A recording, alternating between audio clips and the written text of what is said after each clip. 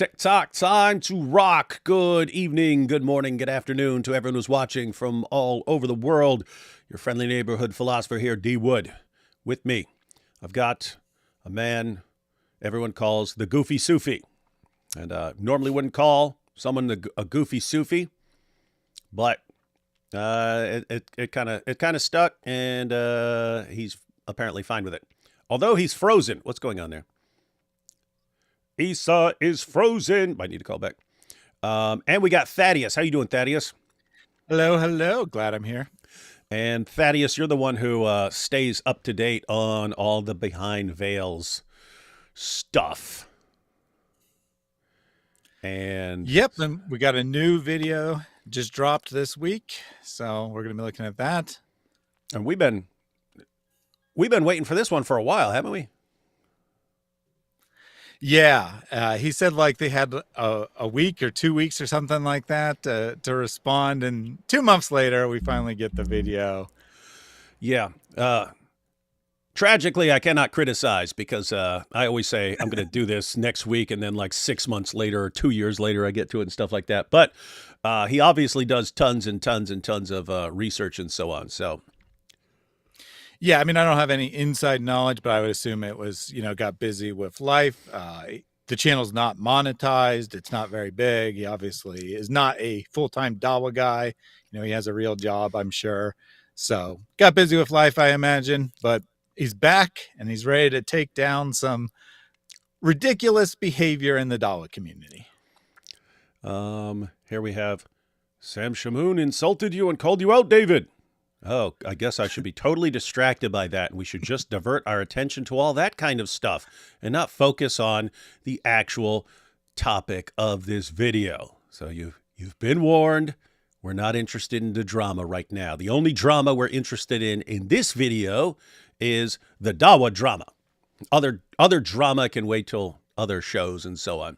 So don't say, hey, David, wanted to respond to this. What do you say about this? What do you comment on this? Not interested, guys. Not interested.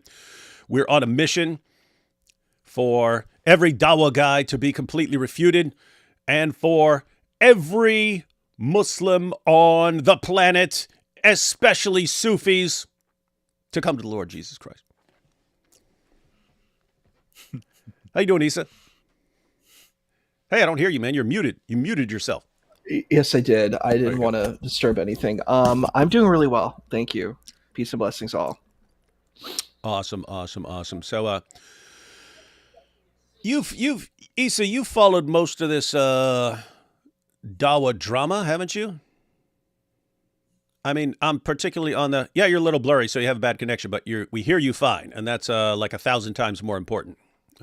Everyone thinks, you would think with video, it's actually having good video is more important than having good sound. It's like, where do you get that idea? You ever watch someone and the video's really bad, but you can hear them crystal clear? Compare that with perfect 4K video, and you can't understand what the guy's saying. And then you realize, nope, audio is way more important. I agree. Yeah. So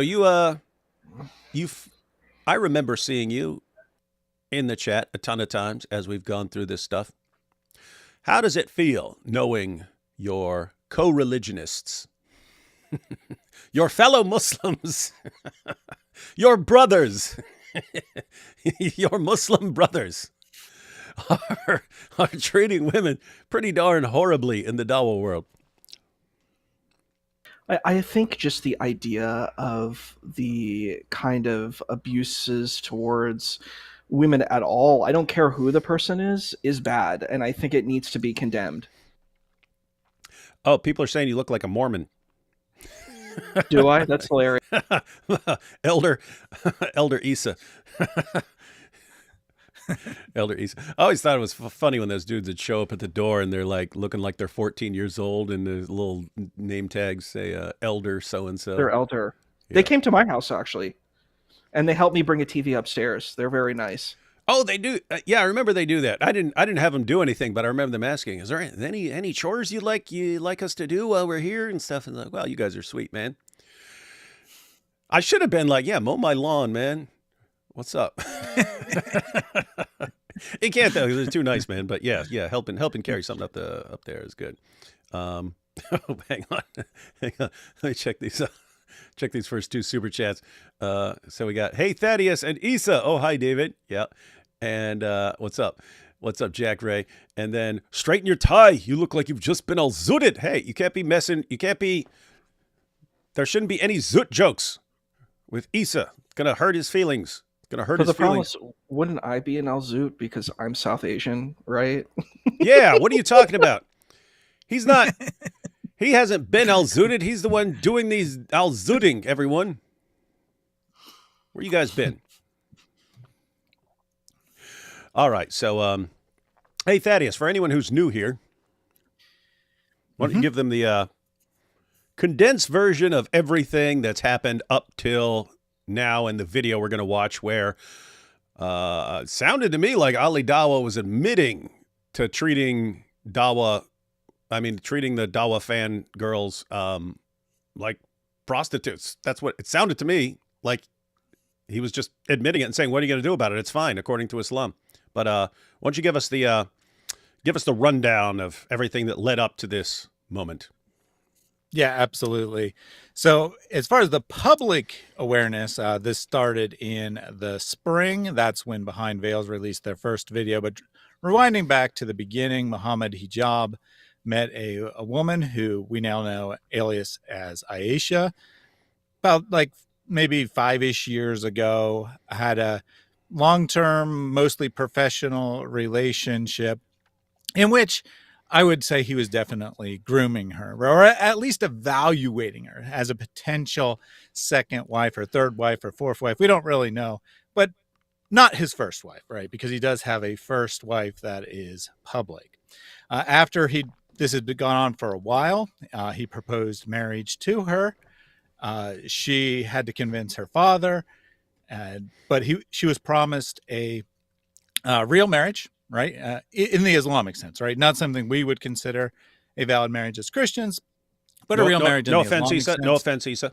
Go ahead. That he'd be part of her life. She had a kid from a previous marriage. He'd be a father to her kid. They'd live together part of the time, right? He has to balance having multiple wives, but he would be involved in her life. He'd get to know her family, et cetera, et cetera. She agreed. Then he disappeared. He ghosted her for a period of time. He came back after some months and said, I just was immature. I wasn't ready. Took a lot of convincing, but eventually she agreed to go forward with the marriage proposal from earlier. Basically immediately after the marriage ceremony took place, which took place over Zoom with handpicked witnesses. Did you say over Zoom? Over Zoom. I don't know if it was technically Zoom, but on the internet, not in person, with handpicked witnesses and a handpicked person to officiate the ceremony by Muhammad Hijab. He handpicked the person who would stand in as the wali or representative of the bride.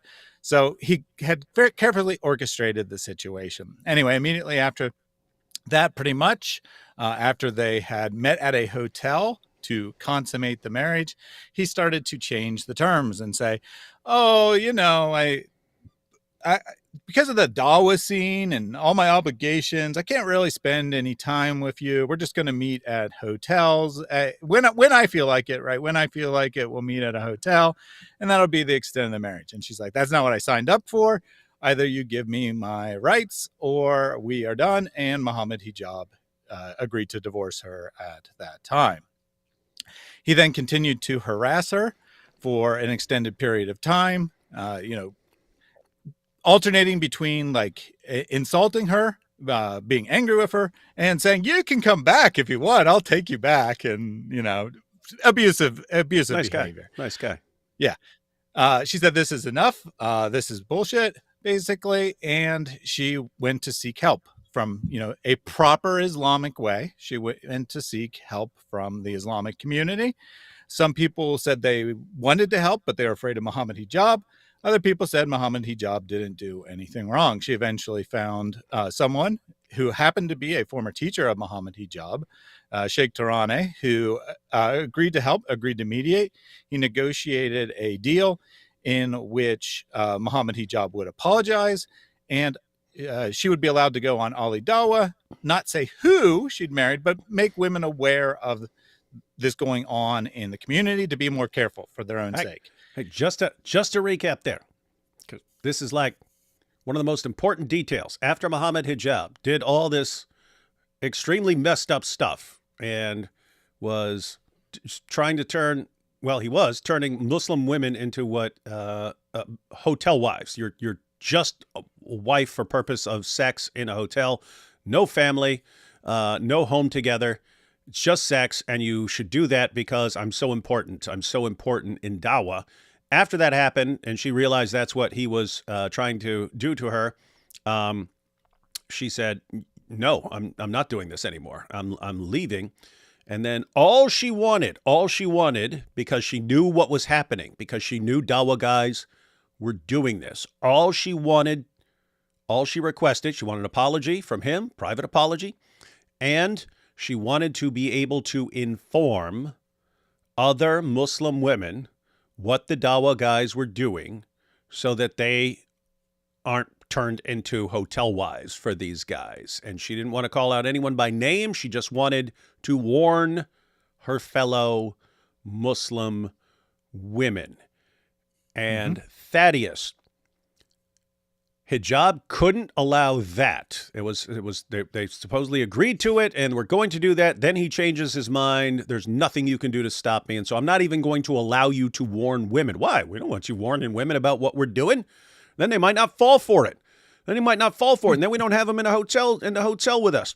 So Thaddeus, if Hijab hadn't been so insanely arrogant and narcissistic and had just let that video be posted, would we know about any of this right now?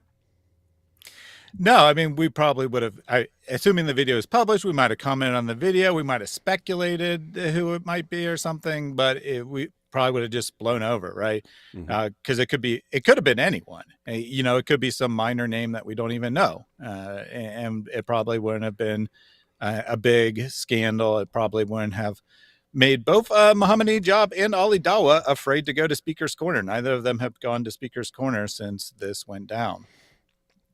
And not only would we have not heard that it was Hijab, we would have had, you're right, we would have speculated, but we wouldn't know. But everyone who's gotten into trouble over this, which is a lot of people, and they're all in trouble because of Hijab's ego. All these guys in these videos that we're seeing, who are all being exposed because guys, they all had a big conspiracy. We're all going to work together in blaming Aisha and saying she's crazy and she's a liar, and we're all going to defend Muhammad Hijab. Meanwhile, all this stuff gets exposed, and now they're all exposed for their role, and it's all just because Hijab couldn't let her warn Muslim women, and now Muslim women are being warned. But everyone's being exposed. Wild, wild stuff. Ego's crazy, man. Ego's crazy. All right. Go ahead, Thaddeus. Yep. So that interview did actually take place. I don't know if it was always a plan to not actually air it, or it was a decision after the fact. But either way, either it was a conspiracy ahead of time or after the fact, Hijab said, never mind. But regardless, Hijab made the call, told Ali Dawah to delete it. Ali Dawah deleted the video. It was gone forever as far as anyone knew. It turns out Aisha was also secretly recording it, at least the audio, presumably with a phone in her pocket. And thus we did eventually get the audio. But as far as they knew, it was all gone, never to be heard again.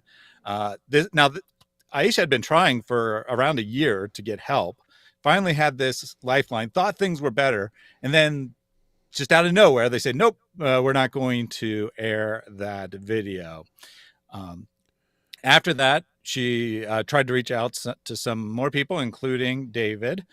And David never saw it. Probably many people she tried to reach out to never saw it. But she did eventually get in contact with Salman from Behind Veils. And he did his own investigation, spent 4 or 5 months investigating it. Hey, look, little side note here. So Salman from Behind Veils.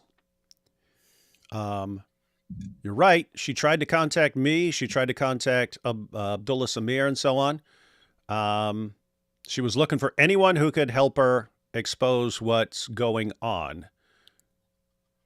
She instead got Salman. Now, how much better a job is Salman doing than I would have done? Yeah, I'd say, Be honest. I can't imagine anyone doing a better job. Let's put it that way. Let's just say like 1,000 times better, right? Than me or anyone else I could think of would have done. I have to take it. I mean, even as a Christian, I have to take it as God playing a role in that, because my goodness, he has been wreaking havoc on some very, very, very messed up, evil stuff. Yeah, absolutely. So he did his own investigation. He actually gave Hijab another opportunity to resolve it behind closed doors. I don't know what that would have taken exactly, but Hijab at this point was not playing ball at all. He just decided to blatantly lie and say, I've never heard of this person. I have no idea who she is. And then was confronted with the evidence. You definitely know who she is. Oh, yeah. That was just a crazy stalker. I got rid of her as soon as I realized what she was doing. And he's like, no, this is not the case at all. You need to come clean or we're going to go public. And he's like, I dare you, go public. So, of course, they went public. You'll be humiliated. What an ego. He thought, I mean, that's why I'm saying that even as a Christian, I think God had a role in all this. It's like one lady versus all the combined forces of these guys with like 1 million+ subscriber channels and stuff like this. What chance does she have? That's what Hijab was thinking. This lady can't. What? She gonna? Muhammad Hijab was doing this. Who's gonna believe her? Who's gonna believe her over the hero of Dawah? Everyone with a brain now, after because she crushed them. Oh man! All right, go ahead. And of course, so the contact with Sheikh Tarani and the negotiation was back in last fall. It was this spring when it eventually went public. In between that time, Muhammad Hijab was scheming behind closed doors. He was, as we now know, blackmailing Sheikh Tarani, saying that he needed him to confess, quote unquote, confess on camera that he had been tricked, that Muhammad Hijab was never involved with this woman, and so on and so forth. Sheikh Tarani ended up in the hospital from all the stress. We know that there was sexual abuse allegations leveled against Sheikh Tarani. We don't know whether those are remotely credible. They could have been goons of Muhammad Hijab leveling them, but that was what was causing him stress. That was what the blackmail was about. If you don't do what we say, we're going public and destroying your career with these allegations. Ironic, right? To get out of his own sexual abuse allegations, he's threatening to expose someone else's allegations of sexual abuse. The video is published. After a few days, Muhammad Hijab puts out a tweet saying that he'll respond in 30 minutes. He deletes that tweet, but then within 30 minutes, a video is posted on a brand new channel. Well, sort of brand new channel, a channel that had never published a video before, but had actually been created around almost the exact time the divorce took place, which was called False Accusations UK. Put out a video saying this has nothing to do with Muhammad Hijab. We're just independent investigators looking into this matter. They published some out of context clips that had been manipulated of Aisha. When that didn't work, right? When that didn't slow down and Behind Veils started dropping more evidence, because they didn't drop everything at once. They dropped the accusations, but then they brought out more evidence over a period of time. Ali Dawah jumped in and tried to come to Muhammad Hijab's rescue. That didn't help any. Then Behind Veils False Accusations published a second video, this time with an AI generated confession. They said, this is definitely not AI. You can go to this tool to see that it's not AI. And if you go to the exact tool they said to go to, it says it's 99% chance it's AI generated. It didn't actually sound like her either, nor did it make any sense. They said it was supposedly a call to a counseling organization, which would be unethical and probably illegal to leak, which had supposedly been leaked and that was her confessing to the counselor that she had made the whole thing up.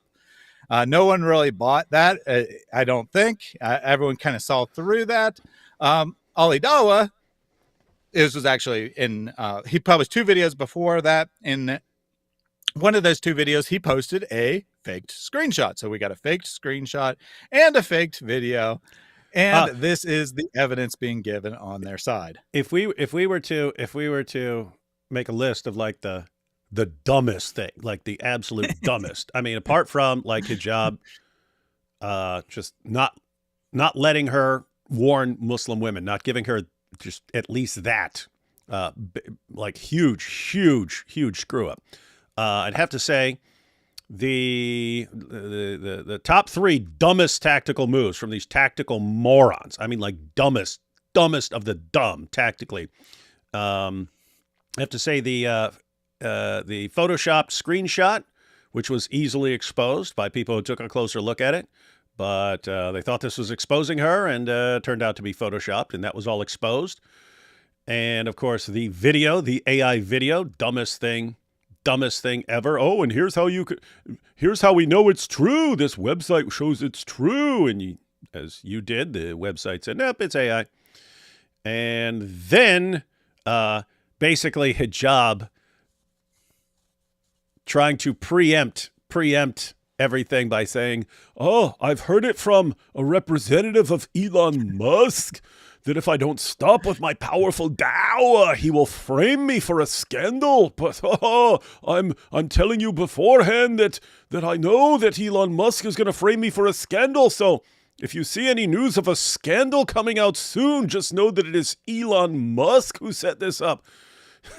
Like the most idiotic thing ever. That was a Tate movie. That's a movie copied from Andrew Tate. Anyway, all right. Yeah, I had forgotten that, but he did set that up either in December or January. So, in between the time that she was interviewed by Ali Dawah and the time that it became public, he set that up saying, Elon Musk is trying to frame me. So he didn't actually go with that once it was released. I guess he realized how stupid it was, but he did try to set that up. It'd be funny if he tried it now. It's like, oh, well, this new Behind Veils video, this is clearly set up by Elon Musk. Indeed. So near the end of the accusations, or the initial phase of the Behind Veils videos, we got the bombshell that Mohammed Hijab had been blackmailing Sheikh Tarani. And then the final chapter was that, hey, there's a secret group where Mohammed Hijab and all his buddies are conspiring. And guess what? I, Salman of Behind Veils, have access to that group. I've seen every one of their messages. And we see what they've been saying about behind closed doors, where they're saying, well, they're debating. Should we say that she's mentally ill? Should we say she's an apostate? What should we do? What should we do to discredit her? And they're bickering back and forth as to which one is the better strategy. They kind of ended up going with a little of A and a little B, but mostly trying to imply that she's not a credible witness seemed to be the strategy they ended up going with. Their great accusations were that she had once called into a Dawah show and had expressed or asked a question, right? They have a question. Muslims, call in with all your tough questions about the Quran that you need answers to. And she calls in and asks a question. And now that is sign that she's mentally ill because she called into the show that they set up for people to call into.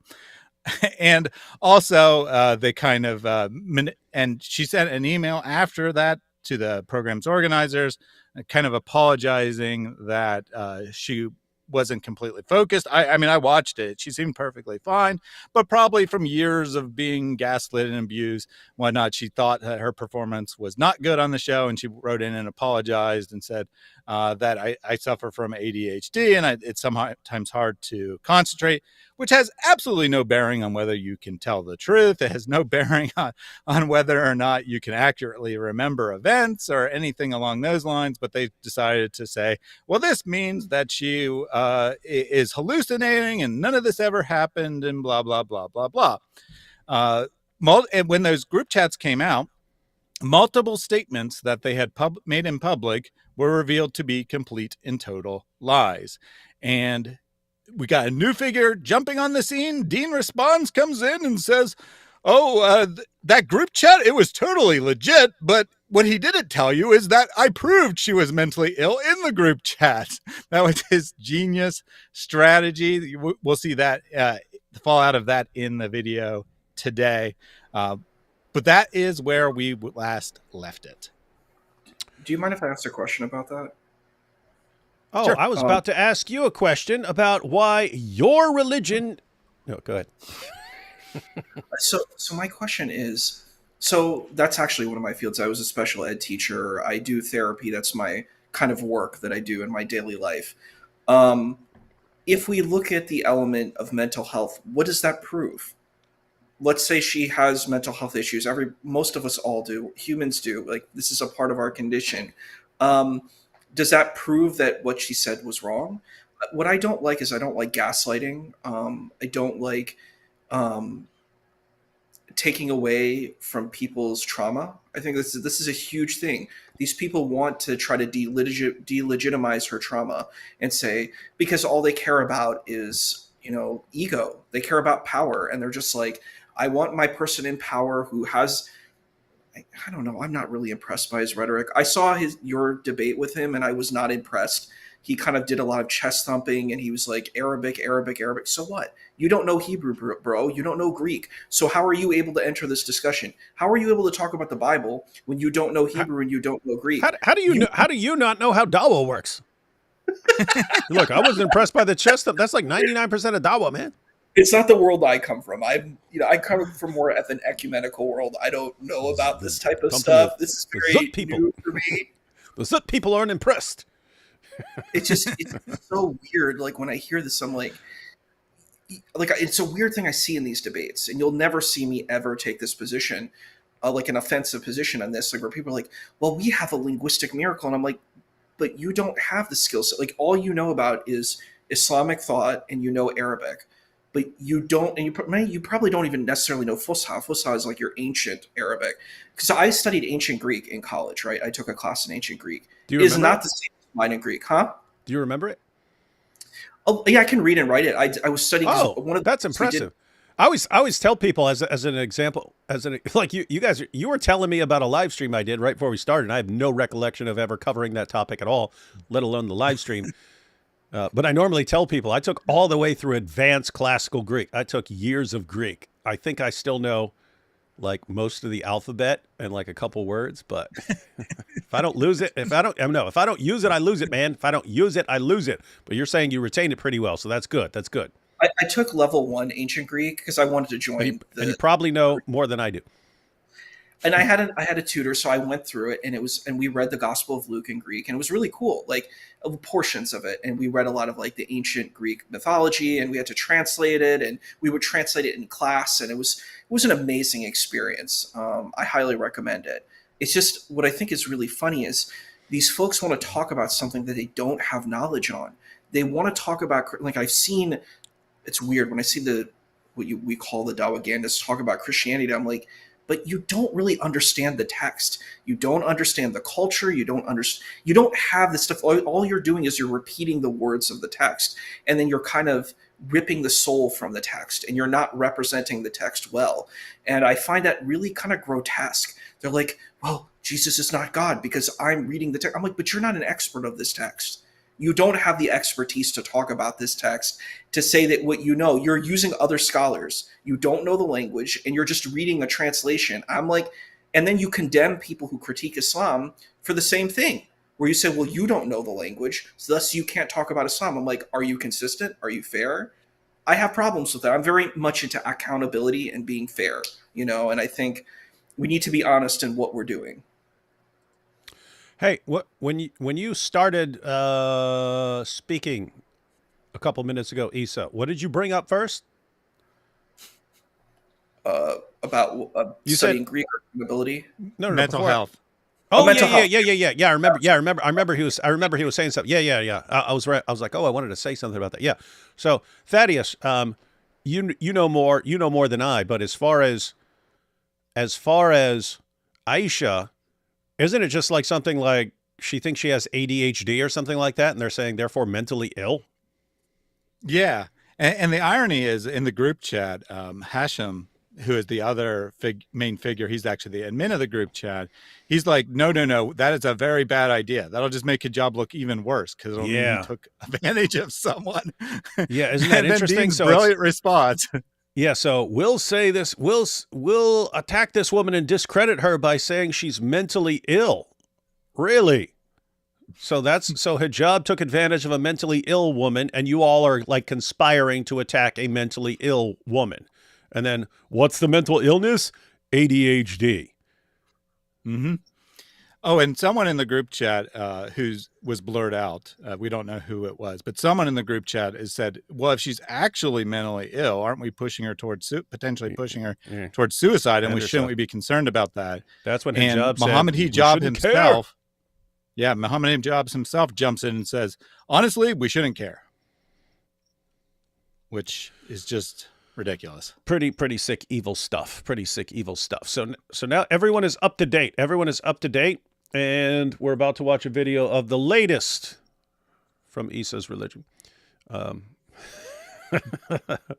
Take these couple super chats here. Dawah guys are being framed to distract from Gaza. Yep.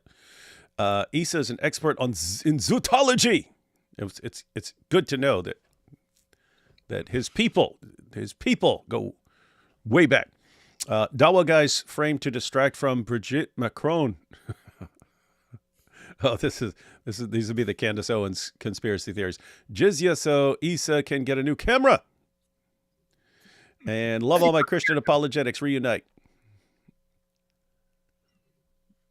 All right, we ready to jump into this video? Yep, I think we're ready.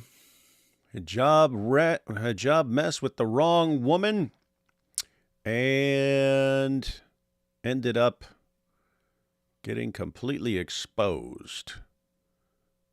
Let's see. Go to this video and... All right, here we go. What do you do when you've been exposed? What do you do when the lies, the false testimonies, the hypocrisy, and the evil in your actions have unraveled and come to light on the world stage? For God-fearing people, they take it as an opportunity to recede, to take time off, to introspect, and deeply reflect on their mistakes. They try to rectify their wrongs, and they turn back to Allah in full repentance, seeking salvation, all while knowing the temporality of this life.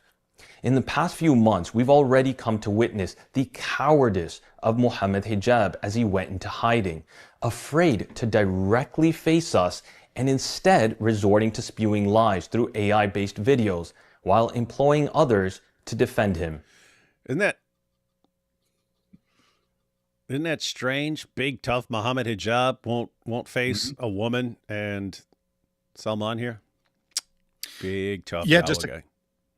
Just to clarify there, but in one of the later videos, Behind Veils said, listen, let's stop all this behind the scenes nonsense, because, Hijab didn't directly, but some of his goons sent him threatening messages and whatnot. It's like, you can come on, we can have a live stream, you, me, Aisha, and whoever you want to bring, let's do it. Let's get all the facts out there. And shockingly, Hijab didn't take that offer. Shockingly, I'm sure. Yeah, isn't that weird? Like you have Deez Responds. Deez Responds did everything he could to defend Muhammad Hijab and was treating the whole situation like Hijab was telling the truth and Sister Aisha was the one who's lying and she's crazy and so on. But think if for some reason you're so insanely stupid and gullible that you believe Muhammad Hijab, even with the fake AI this and the Photoshop that and the Elon Musk and all this, and even if you're stupid enough and gullible enough to go, well, this guy is the pillar of truth and justice in the world. Anyone who criticizes him must be lying or paid by Elon Musk. Imagine your Deez Responds, and you fall for that. Like, wouldn't you be thinking, oh, they're offering an opportunity for Muhammad Hijab and everyone else to come and clarify and expose these lies, and they won't go near anyone who's been seriously investigating the issue, won't go near it. Like, Aisha's like, let's do this. Let's do this. And she's like, let's have a mubahala. Let's have a mubahala. And then you got Salman, and they're going to all the evidence. And hey, if she's lying, she's the liar. She's lied about you. How easy would it be to sit down with everyone involved, get Sheikh Tirana in there, get Ali Dawah, get everyone together, and let the truth come out. And they won't come near it. They won't come near that stuff. It kind of says it. My point here is how Deez responds. Do you not look at that and go, okay, he is obviously lying. And I shouldn't take what he says seriously anymore because he's a liar. But you can't do that, man.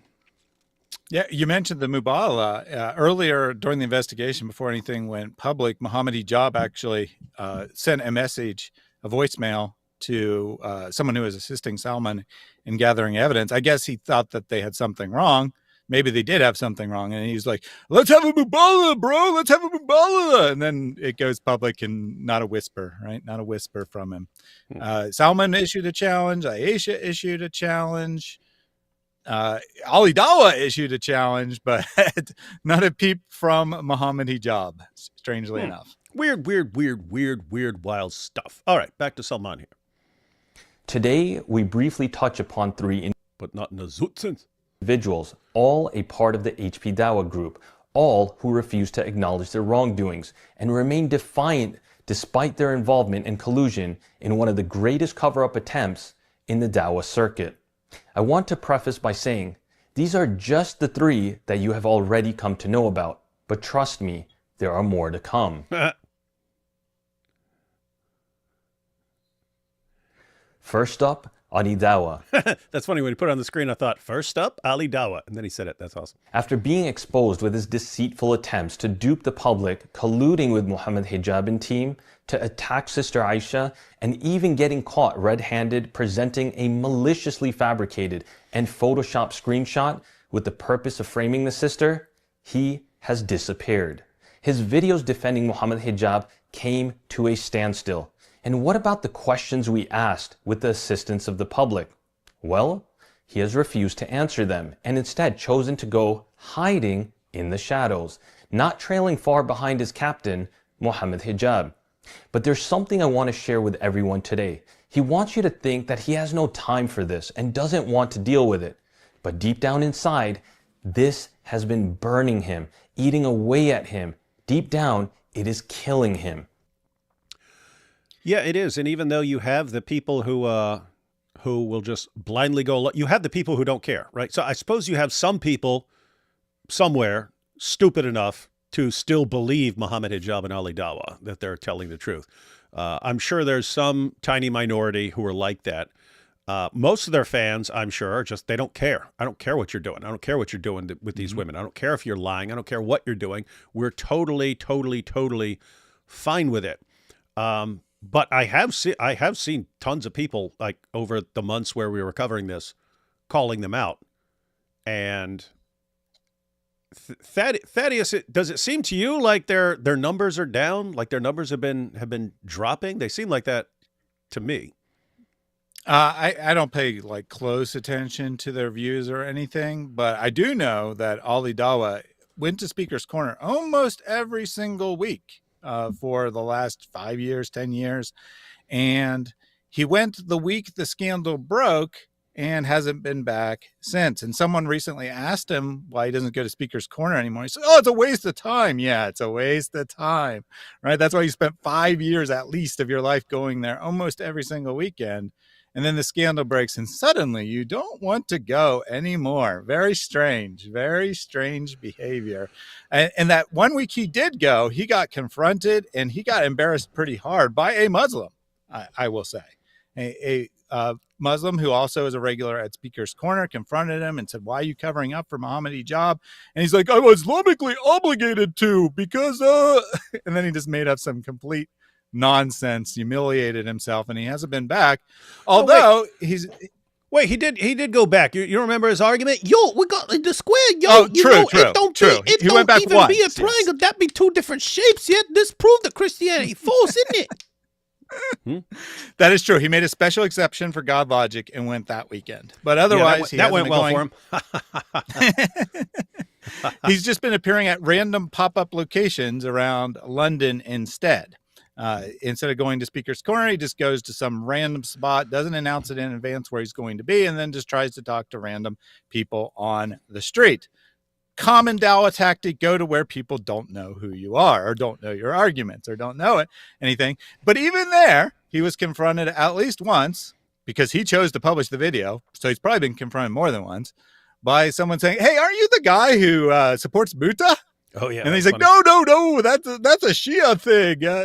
We believe in Mishar, not Buddha." Yeah, guess what? That's basically what he's admitting to in this video, isn't it? That it's totally correct. Hey, yo, I went to his channel and checked, and I was just basing this on, like, every time like an Ali Dawah video pops up somewhere, I'm like, doesn't he have 1.3 million subscribers? How is he not getting more views? So anyway, I'm on his most recent videos from 2 days ago. He's got a video called "They're Coming for Them," 15,000 views. 15,000 views. Now for a regular YouTube channel, 15,000 views would be a lot of views. For someone with 1.3 million subscribers, that means his people are not clicking on that video. One before that, it had Myron Gaines in it, so it's a bit more popular, but 51,000. Before that, he's got all these hijabis on there, and it's 66. Then before that, Tommy Robinson, a Tommy Robinson video. Ali Dawah going after Tommy Robinson. That should be something big. 45,000 views. Again, this would be a lot of views for most channels and stuff. But once you're in, like, you're like 1 million plus. If you're getting the views that would be decent for regular channels, but you should have a monster channel, that means some people are losing interest in you. Isn't that weird? Yeah, I did some analysis at one point on Ali Dawah specifically. I don't think he really has many loyal fans. He's very dependent on sensational topics, on clickbait, you could say. Yeah, Hijab has loyal fans, but not Ali Dawah. And it's weird. I've never understood Ali Dawah, like people like getting tons of subscribers. Like, I don't get it. He sounds like a leprechaun. His arguments are like the most idiotic. Like, with hijab, the me strong, me humiliate you. I get that. I get why that's like impressive to people who think that way. Ali Dawah, I'm like, you can't look to him as like this super tough, strong guy humiliating the kuffar. He doesn't debate.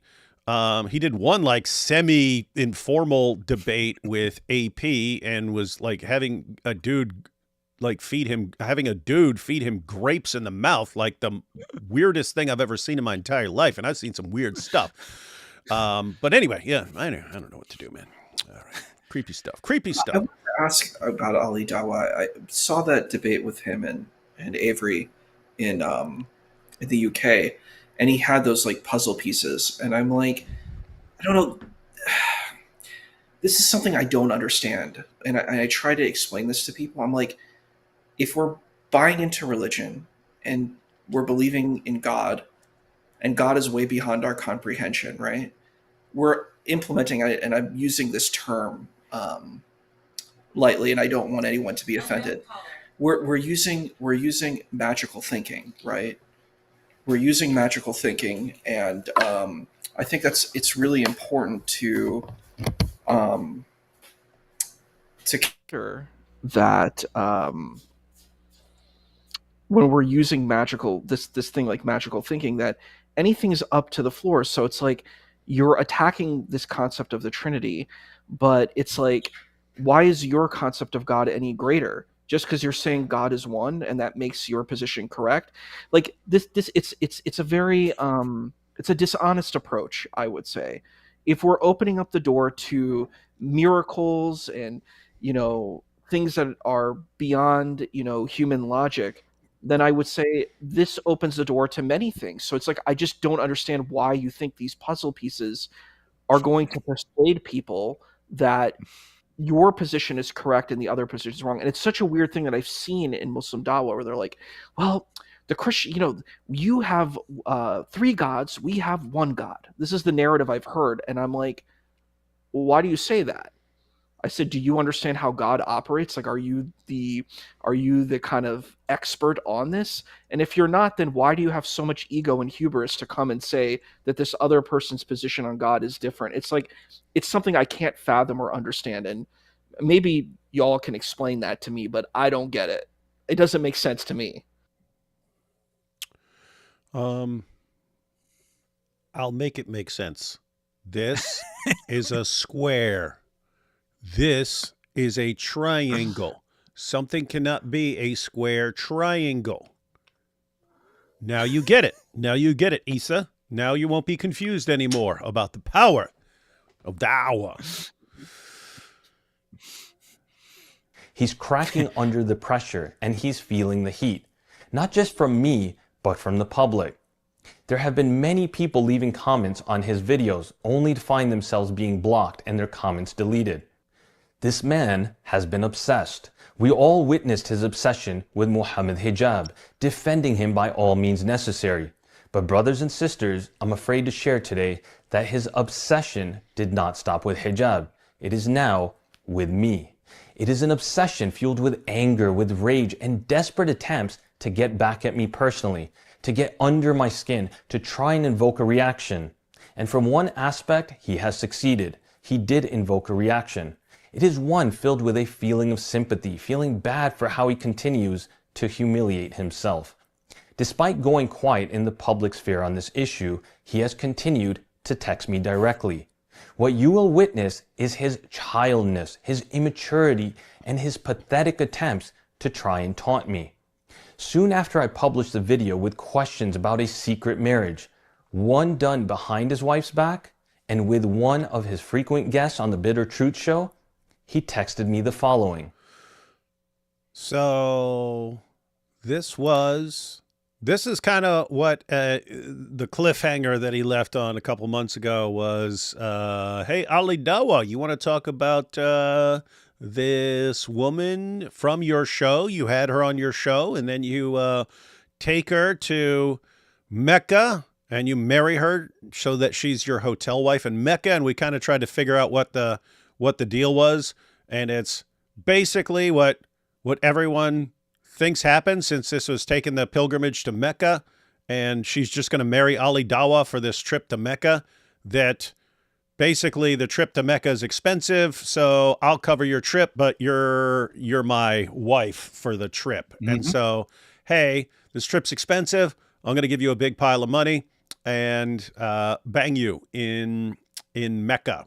So what is that? I'm giving you a bunch of money to have sex with you for a few days. What is that, guys? What is that? That's what he's doing with women who come on his show. That's what he's doing with women who come on his show. He's bringing on women to his show, The Bitter Truth, scoping them out, figuring out in the discussion who he can take advantage of, and then paying them for sex. And it's all completely legit, according to him and Hijab and everyone else there. What are you saying, Thaddeus? So, yeah, I mean, you could call that a traveler's marriage, perhaps, which is the literal meaning of mishar, or, sex tourism, or you could just be blunt and say prostitution. Your choice. What are you saying, Issa? A question of clarification. I'm a little confused. So Muhammad Hijab did this. Are you saying Bitter Truth did this too, or? Yeah, this is Ali Dawah. Yeah, he's talking about Ali Dawah now. Ali Dawah. So Ali Dawah's name is. I thought Bitter Truth is this his guy. Show. Salman. No, this is Behind Veils. Ali Dawah has a show called Bitter Truth. Thank you. I don't know all this stuff. I'm kind of like the character in the New World where you have to explain it. It's the same thing like on the channel that the channel that I'm on. My friend Max is here. My co-host is here in the chat. But we talk about flat Earth. I don't really know anything about it. It's kind of blows my mind that people believe in it. But I'm like, okay, cool. If that helps you in your life, I guess. But it's like I'm kind of new to this too. So you're gonna have to educate me on some of this stuff. So Ali Dawah's channel is called Bitter Truth, right? This is Behind Veils. Salman is Behind Veils. Ali Dawah's Bitter Truth, and then there's Muhammad Hijab. So Ali Dawah is doing the same thing that Muhammad Hijab is doing. He's trying to Apparently, it's just standard practice because Muhammad Hijab said that he estimates that about 85% of the Da'is are doing these polygamous marriages and stuff, and we see how they do it. And I'm still, this will be in the near future. It's seriously messed up, but I mean, my video is going to be seriously messed up, but I don't know what else to do. My video is going to be messed up because it's a messed up situation. But the pimp game, in the pimp game, everyone, in the pimp game, you have what's called your bottom girl. This is a girl that you get as a prostitute, but then she's special and you use her to recruit other girls. You don't go out and look for more prostitutes. You have her, and it's understood a woman approaching another woman is way more likely to be successful in recruiting another girl than a man walking up to you saying, "Hey, you want to be my new prostitute?" You got a girl going to her going, "Oh, it's so great. It's the best thing. It's the best thing. We get to have so much fun and we make piles of money and everyone's so good to us." Andrew Tate talked about that with his cam girls. He doesn't go, "Hey, I want you to be my cam girl." He has his bottom girl who's saying, "Oh, you should do cam girl work. It's so fun. It's so great." And I'm sitting here looking at what these dudes do. And you've got Muhammad Hijab in his discussion with Daniel Hakikachu. And he's saying that the revert girls are the ones who take it best being used like this. They're the ones who take it best. And then you look at the whole situation and what they do. And what do? They get some girl to convert, but then they have her make all these YouTube videos inviting other girls to revert. But it's like, what are you guys doing? You're getting girls to recruit more girls, and then you're getting them to be your temporary wives, your second, third, fourth, fifth wives, and you're just like cycling through them nonstop, 6th, 7th, 8th, 9th, 10th, and so on. You're just rotating them in, and you're rotating them in. And what is that? It's the exact same setup as the pimp game, and that's Dawah. That's standard Dawah apparently now. Is we get some pretty girl to convert, and she becomes our temporary wife and this and that, but we get her to go out and make TikTok videos to recruit more girls for us. One big pimp game. That's what Dawah is. It just sounds like utter exploitation. This sounds like exploitation. You think? It sounds like trafficking. I mean, sounds like criminal. This is trafficking, exploitation. I'm like, I don't care what anybody's religion is, or it doesn't matter to me. This is disgusting and gross. And like what you're saying, it's horrific that someone would do this to another person. I'm like in my own mind, like I couldn't even fathom doing something. Like I would feel so sick with myself if I did something. Like I would feel guilt. I would feel extreme trauma. And I'm like, what about a conscience? Like, do these people not have a conscience? I don't know. Like that's the disturbing thing to me. Yeah, and that's the real reason we've taken so much time. I mean, I've always taken for granted that these guys are doing messed up stuff behind the scenes, but the fact that they're basically just using women and turning them into prostitutes, it doesn't matter if it's Muslim women. That makes it worse that should make it worse from an Islamic perspective that you're doing this to your Muslim sisters.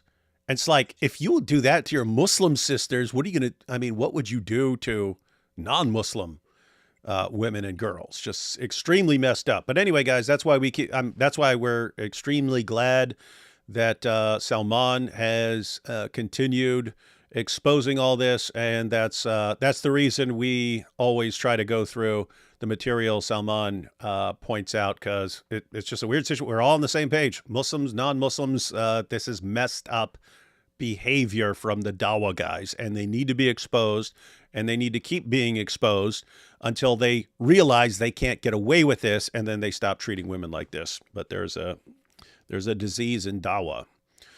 Salman is the cure. Sounds like a heart disease, like a soul and heart disease. To be able to do these things, I don't know. Yeah, I'm sorry. Definitely. Just to clarify before we go on, since I didn't actually say it in the summary at the start, David alluded to it there, but in I think the second to last of Salman's videos, he raised a series of questions because Ali Dawah in his videos were like, why did you make accusation? Just ask questions, bro. Just ask questions. So he raised a set of very specific questions. Like, did you, I don't know, have your own secret second wife? And were you married in perhaps October 2023? And did you maybe go on the Hajj together? And was, I don't know, just super random guests.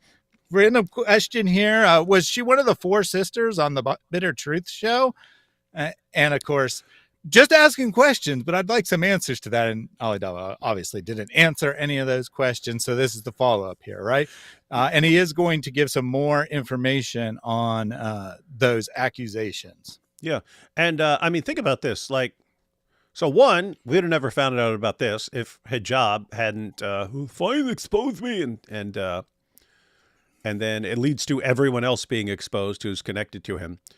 But think, I mean, how would Salman have known about Ali Dawah taking a woman from his show to Mecca for temporary marriage? I mean, it sounds like, I mean, either she or someone really close to her must have informed Salman. And yeah, it seems like there's a lot of messed up stuff going on, and now we've got some ladies who are exposing the stuff. And that's that should be horrifying to the Dawah guys because they've been doing all this stuff. See, guys, there's a power imbalance, and then there's a male to female issue that would keep women from coming forward, right? Like a Dawah guy, he knows if he treats a woman like a prostitute, is that woman going to want to come forward and say, hey, yeah, I acted like a prostitute. He gave me money and then no, she's not going to want to say that. She's not going to want to admit that. They know that. Therefore, they know they can do it because the women are never going to want to be shamed among the Muslim community. So they rather just keep it quiet and pretend it didn't happen or something like that. But now if they're getting to the point, which I think is the situation with Sister Aisha, it's like, yes, it happened to me. Yes, I'm going to be shamed. Yes, I'm going to be attacked. Yes, all these guys with all their channels and all their fans are going to come at me. But you know what? I have to try and help. I have to try and keep this from happening to my fellow Muslim women. And if you get more ladies like that, I'm sure some really, really messed up stories are going to keep coming out. Do you know there was something interesting? I went on like a voice chat or like Discord, and there was a chat, and I brought this up. I said, this is a really vile, horrible thing. And there were people that were trying to defend it. I was like, this is exposed. It's really bad, and we should just hold accountability. We can't hide this stuff. We can't go and just say this is okay because a person's a talker. I really don't care about what people say. I care about what people do. Are you going and helping the unhoused people or the homeless? Are you going and trying to make people have better lives? These are people who have value in my life. I don't care if the person comes and sits on a pedestal and they talk and they're loud and they're rude. That's not impressive to me. And it's really weird that people are impressed by it. Like you said that these people are impressed. I'm not impressed. It's not impressive. It's disgusting and gross. And it's like, so there are certain, Islam is a complex religion. There's a lot of different elements, and I'm going to be the first to say that. But there's a concept of adab and akhlaq, which means good manners and good character. This is an aspect that exists within Islamic tradition. And it's like weird that I don't see anybody having that. Like people having good character, respecting people and treating people with like dignity and stuff like that. I don't see it at all. And it's so weird and it's so creepy. And it's, I don't know what to say, but it like these things are, they hurt my heart. They bother me on a deep level. Yeah, you're bothered by the lack of good behavior and good manners. I'm appalled at the lack of hikmah. The lack of hikmah. Some people got the hikmah. These guys got zero hikmah. Like everything they're doing, you're like, how could you possibly be so low in hikmah? But they are. Weird stuff.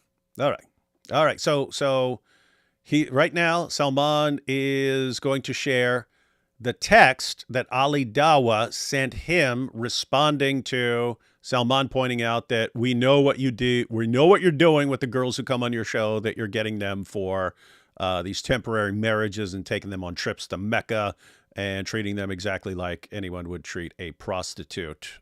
Here's Ali Dawah's response. Oh no, Salman, you hit me where it hurt. How could you do this to me? How will I get out of this mess now? You made me sound extra pious when I don't even deserve it. Marrying again, in Umrah, in Mecca, in Kaaba, Allahu Akbar, you're praising me too much, man. Like Abu Bakr said to those who praised him, may Allah forgive me for what you don't know about me and make me better than what you think of me. Salman, stop flattering me. And stop making dunya your whole dunya, man. Leave her alone now. She's married and moved on, and you're married too. It's like drinking poison and wanting dunya to die. Habibi, don't let dunya consume you. There's a couple of really interesting things to extract from his message. there are. First, he essentially affirms the secret marriage that took place behind his wife's back. Yeah, he said that, right? He said, "Oh, are you shaming me for marrying a woman for during the pilgrimage to Mecca? Oh no, oh, great, you're condemning me for being a devout Muslim." So that's acknowledging Yep, it, guys. that's It's what he's not. saying. Yeah, it's not. Oh no, I wouldn't do that. Oh, what are you? Why are you falsely accusing me? It's, oh, you're going to condemn me for doing something that's perfectly 100% halal certified. Let me back up real quick, because Salman points out that there's apparently a secret thing. First, he essentially affirms the secret marriage that took place behind his wife's back. Second, he keeps engaging in ad hominems, trying to make me sound like I'm obsessed with my ex-wife. According to Ali Dawah, she's married now. Interesting, as most of the community here in Dallas is unaware of such. But, Adi, you must have spoken to her directly when you were so desperately trying to create a hit piece on me, one that chaotically backfired.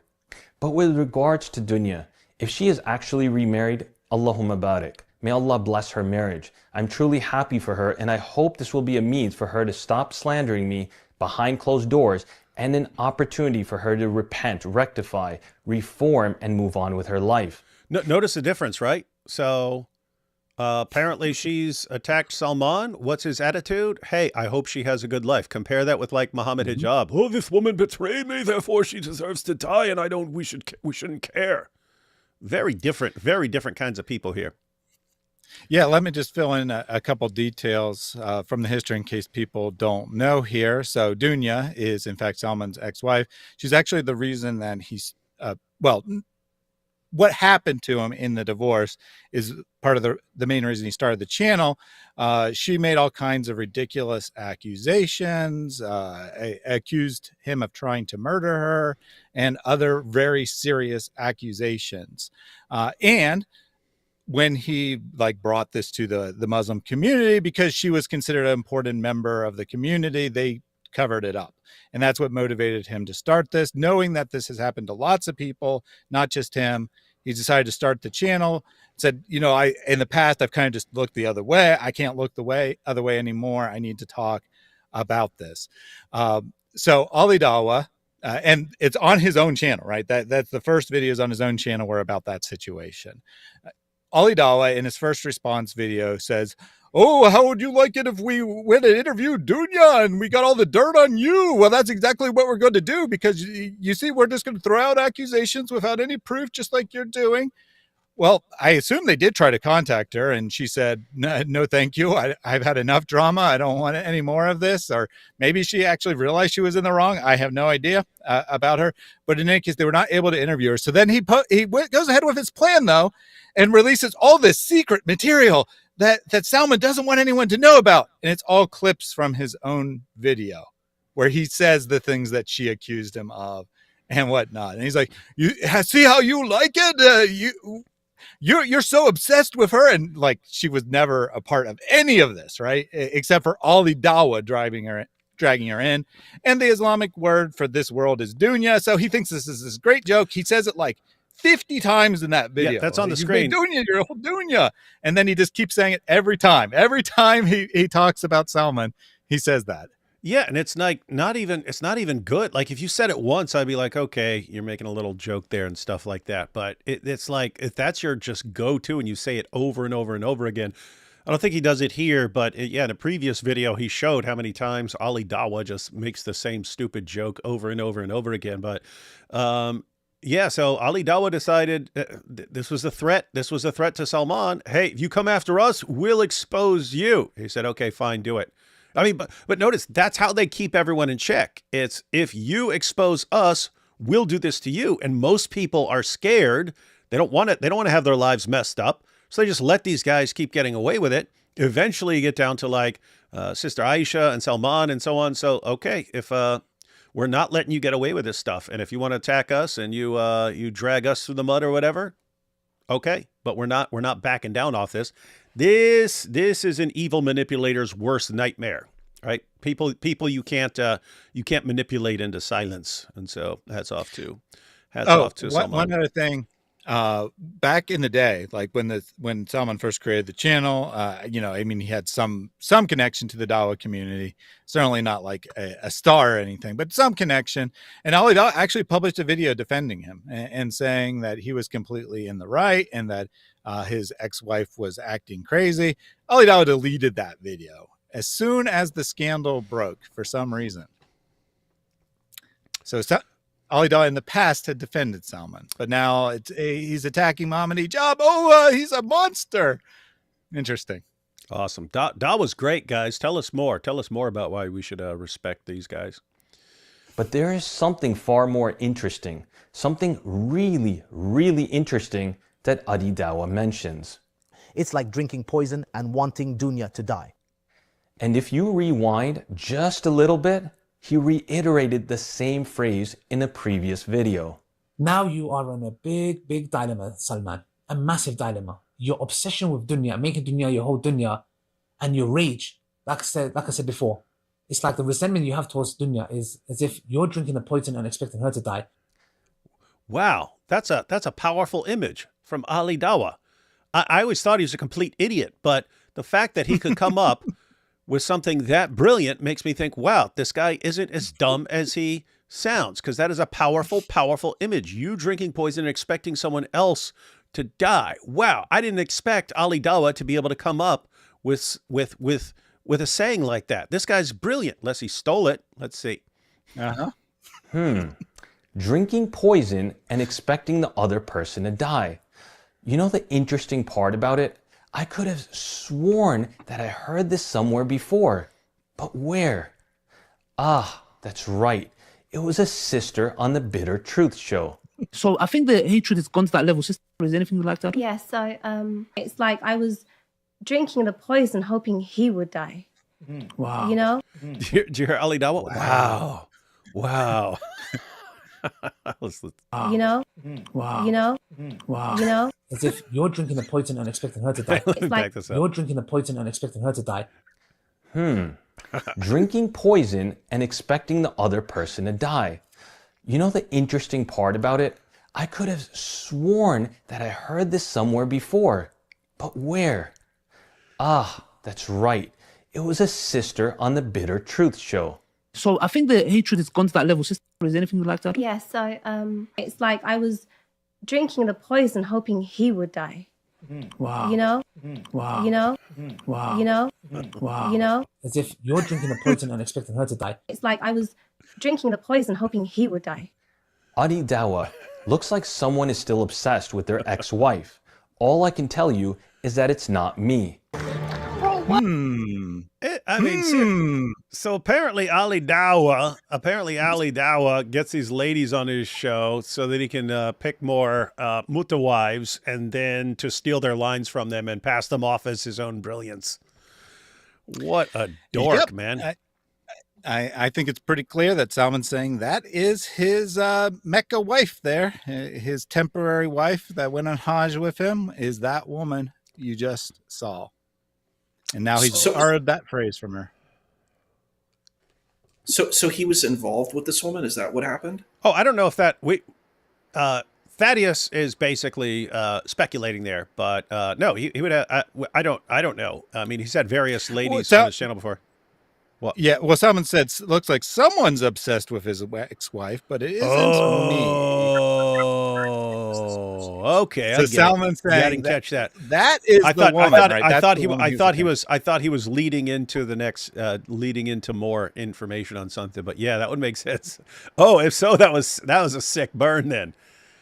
That was a sick burn. If he's like, oh, you're repeating her line. It sounds like someone's obsessed with his ex-wife. Oh, man. No recovering from that, Ali Dawah. It's very strange to me when I'm hearing this kind of drama. It's like, You think this is strange? it's, just like the degree of exploit. Like, I'm just telling you, like, a little bit about my family. If someone did something like this in my family, it would be a huge scandal. Like on my father's family, if someone did secret marriages and had other wives and did all this kind of stuff, it would be a huge scandal. This would not be okay. It would be completely wrong. And it was interesting. We watched a video before, and he said, Mohammad Hijab and Daniel Hakikachu were having a discussion. They said, the South Asian people don't do it. And it's true, they don't. This is this huge stigma. Maybe newer generations who are aligned with this, but that's because the Al Zut do other things, man. You're bad, you're naughty. But I was just like, to me, he called me naughty. I think for me, I'm like, this idea, it's so horrendous. Like this idea of just going around and, you're, I don't know, it's like kind of like a trap. You're luring women onto your show. Because this is one thing I wanted to share too. And I'm sure you both know this, and the audience probably knows this too. Islam has a big purity culture that's similar in Christianity. This is a big, important thing, at least, we see in modern day, I would say across the spectrum. Purity culture is a big, big thing. So like, men and women hanging out, it's like a problem for a lot of people. Like your standard, the standard Muslim community, it's a very big problem. So it's strange. And you're right in this. I know in the sources there's complexities. I'm not disagreeing with that. I'm aware of that. But I'm like, in modern society, in modern Islamic society, these types of things, it's like, it's very strange where you have this kind of two ends of the pendulum, where you have like hyper purity culture and then hyper promiscuous, hedonistic. I will call it a hedonistic culture. You have the hedonistic culture and you have this hyper, stoic, puristic culture. And it's like, there's kind of like a shell shock that exists in between both of these spaces. You know what I mean? So it's like, I think that element exists within the community, and that's something that's hard to navigate.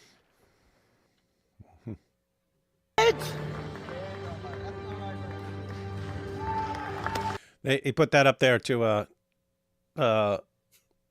emphasize his sick burn on Ali Dawah.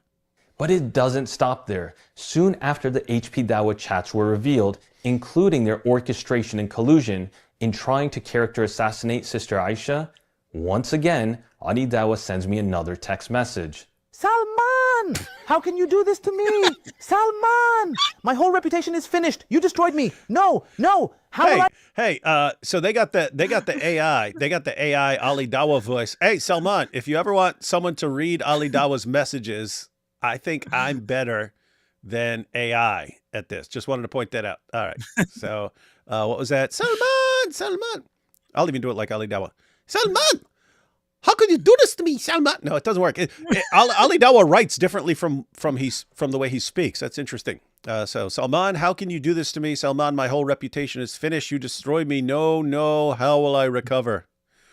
That's all he does, apparently, is mock in response as he's being completely destroyed. Recover. Ha. You're hilarious, man. So Dawah brothers coming together to defend another person who's been falsely accused makes them complicit when she was working with enemies of Islam? Ha. Hey, and that's having us. boy We're talk the and enemies making of Islam. jokes makes us hypocrites? Ha. Desperate times call for desperate measures. Alhamdulillah, our Dawah continue. Let's break this down. First, What's up? I have a quick question of what he said. He said enemies of Islam. That's so us. is he Islam? I don't know what an enemy of Islam No, is. that's us. That's us.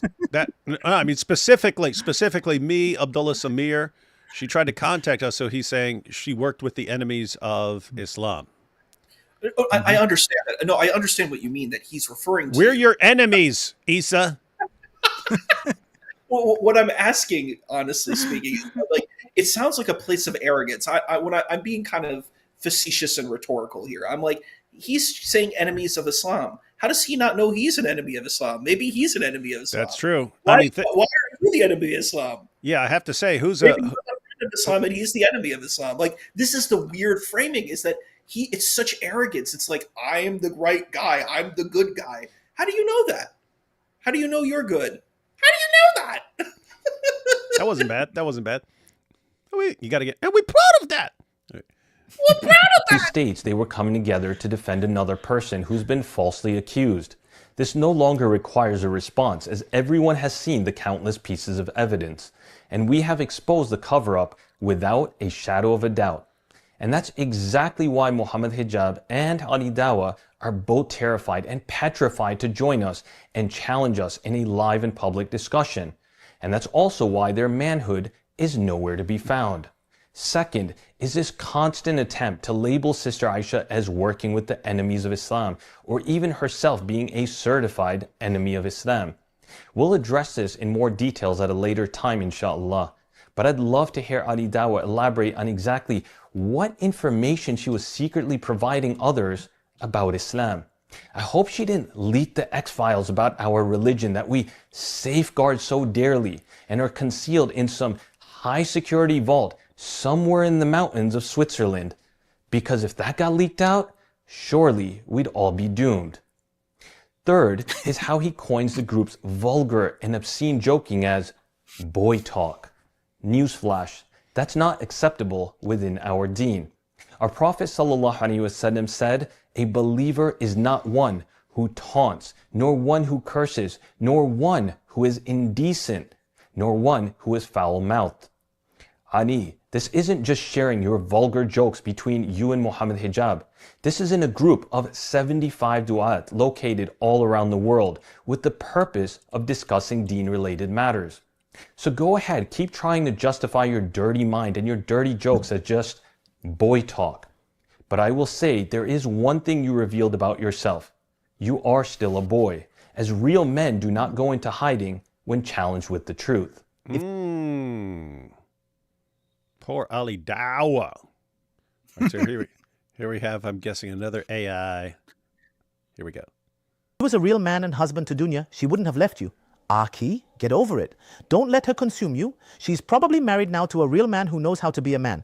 Usually in these situations, I blame the man. You may have been moving feminine and she didn't like that maybe. Don't make your whole dunya. Move on, Habibi. I'm looking forward to more videos. Don't stop. Do you dream about dunya? You're obsessed with the woman. Ha ha ha ha. Assalamu alaikum. Subhanallah. Wow. Sometimes people expose themselves better than anyone else ever could. And Ali Dawah just did that. Your message isn't a rebuttal, it's not a defense, it's a tantrum, and it reeks of bitterness and desperation. Ani, I understand.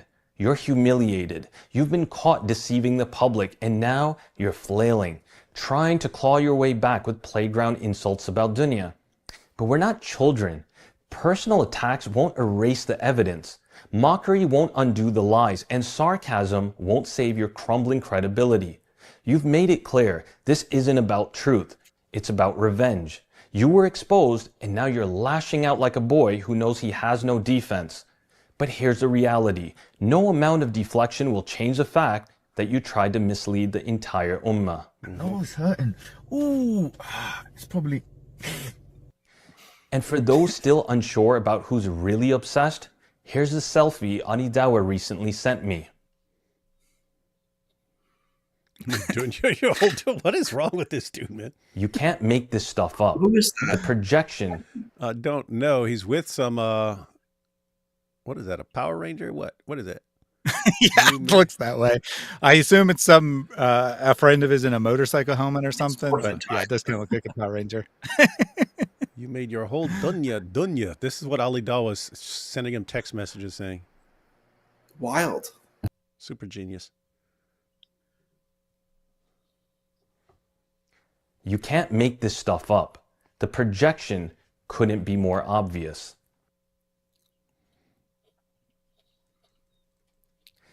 As we all witnessed in the bombshell revelations from the HP Dawah WhatsApp group, Hashim wasn't just a passive observer. He played an active role in orchestrating the smear campaign against Sister Aisha. He even confirmed that Muhammad Hijab had a misyar marriage with her, the very thing Hijab tried to deny publicly. So there was no marriage, right? Misyar marriage. It became messiar. And since then, Hashem has gone silent. Isn't that interesting? They knew it. Sitting there, oh, but he's being framed. They knew it. They knew what happened. Not a word. And then he laughs about it, right? He makes a joke and then he Yeah. laughs about it.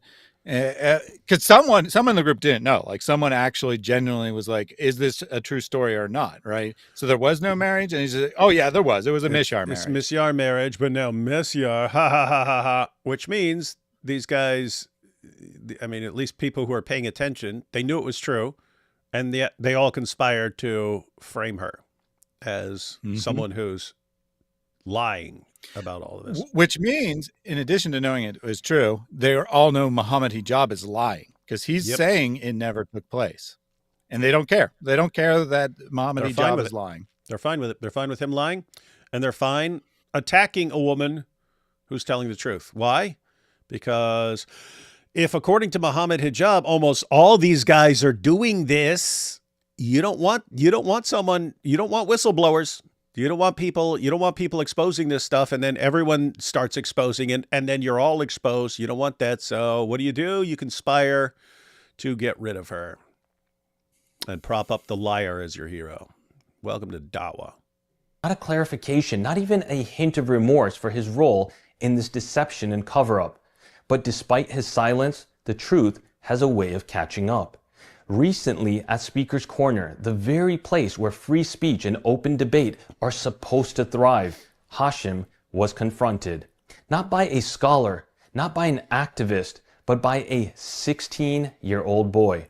Someone apparently known as Young Bob. Young Bob! Hashem, I now call you a scumbag because on a leaked WhatsApp group chat with 72 Dahi, you said, and I quote, you should make it on a video that Muhammad Hijab lied about not being about him.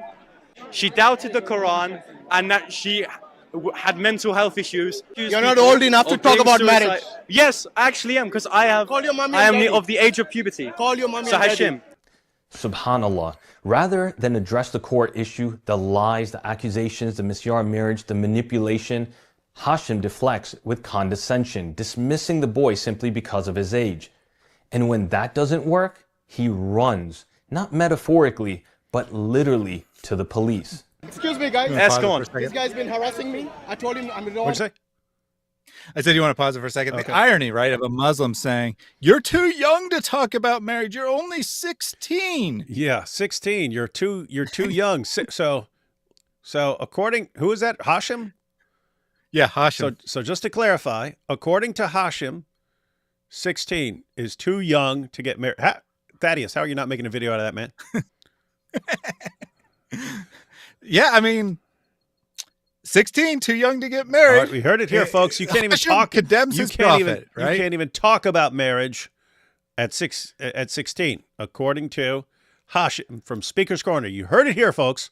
So whoever stands condemned by those words is condemned. All right, we're good. All right, funny.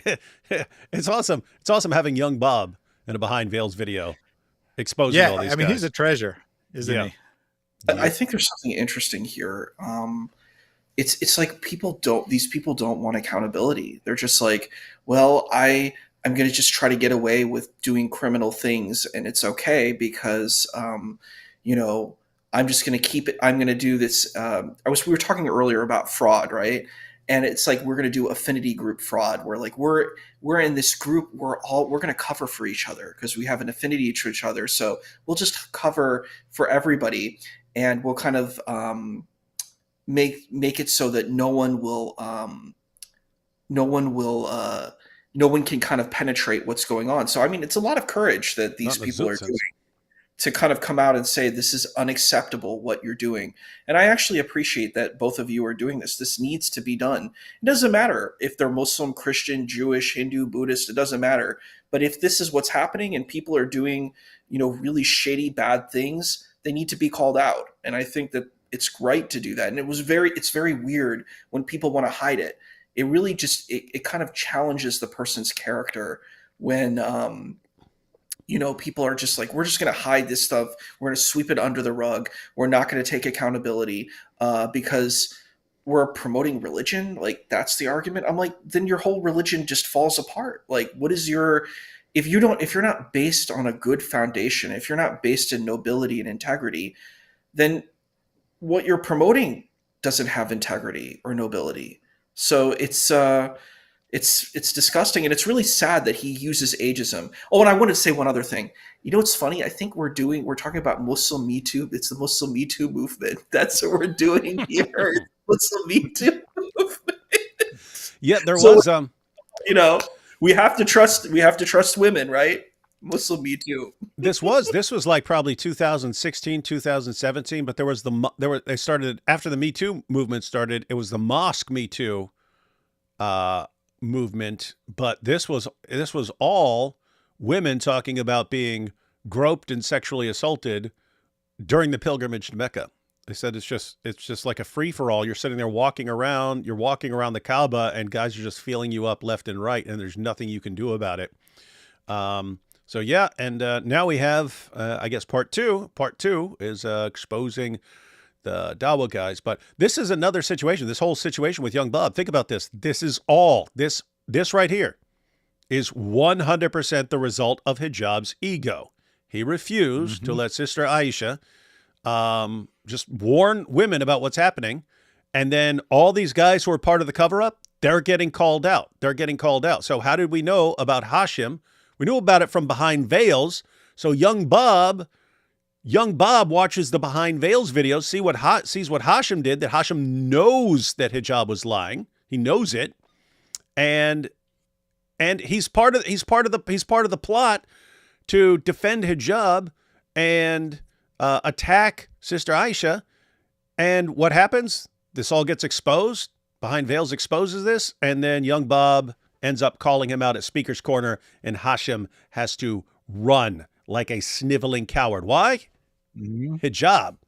This, guys, don't chain yourself to a sinking ship. It's a bad idea. All right, let's let Bob continue cooking here. Talk to you, and he keeps following me. Who said that? Hashim on our secret group chat in trying to hide the scandal of Muhammad Hijab. Yes, the same man who stands at Speaker's Corner every week lecturing others about Islam, morality, and truth couldn't handle being questioned by a teenager. Let that sink in. In a place known for fierce debates where heated discussions are common, Hashim ran to the police because someone asked him about his own words. And not just anyone, a 16-year-old. But wait a second, Hashim. Aren't many of these same police officers, by your logic and by your definition, considered kuffar? So why run to them now? Isn't it amazing how quickly these du'at abandon their bravado when their lies are exposed? Help me, kuffar! Help me, kuffar! There's a 16-year-old boy asking me questions. Help me, kuffar! What a freaking coward, man. Gosh. Yeah, Salman missed an opportunity there. He could have said they ran to the enemies of Islam, right? He ran to the enemies of Islam. Oh, Thaddeus, come on, man! You're coming up with these awesome ideas. That's another video. Everyone catch that? What was their main accusation against Sister Aisha that showed that how evil she was? She tried coming to us for help, and we eventually did interview her. That's the look how evil she is. She's running to the enemies of Islam. Who does Hashim run to when young Bob, a 16-year-old kid, is pestering him with questions? He runs to the kuffar, the enemies of Islam. You bunch of hypocrites. My goodness, here we go.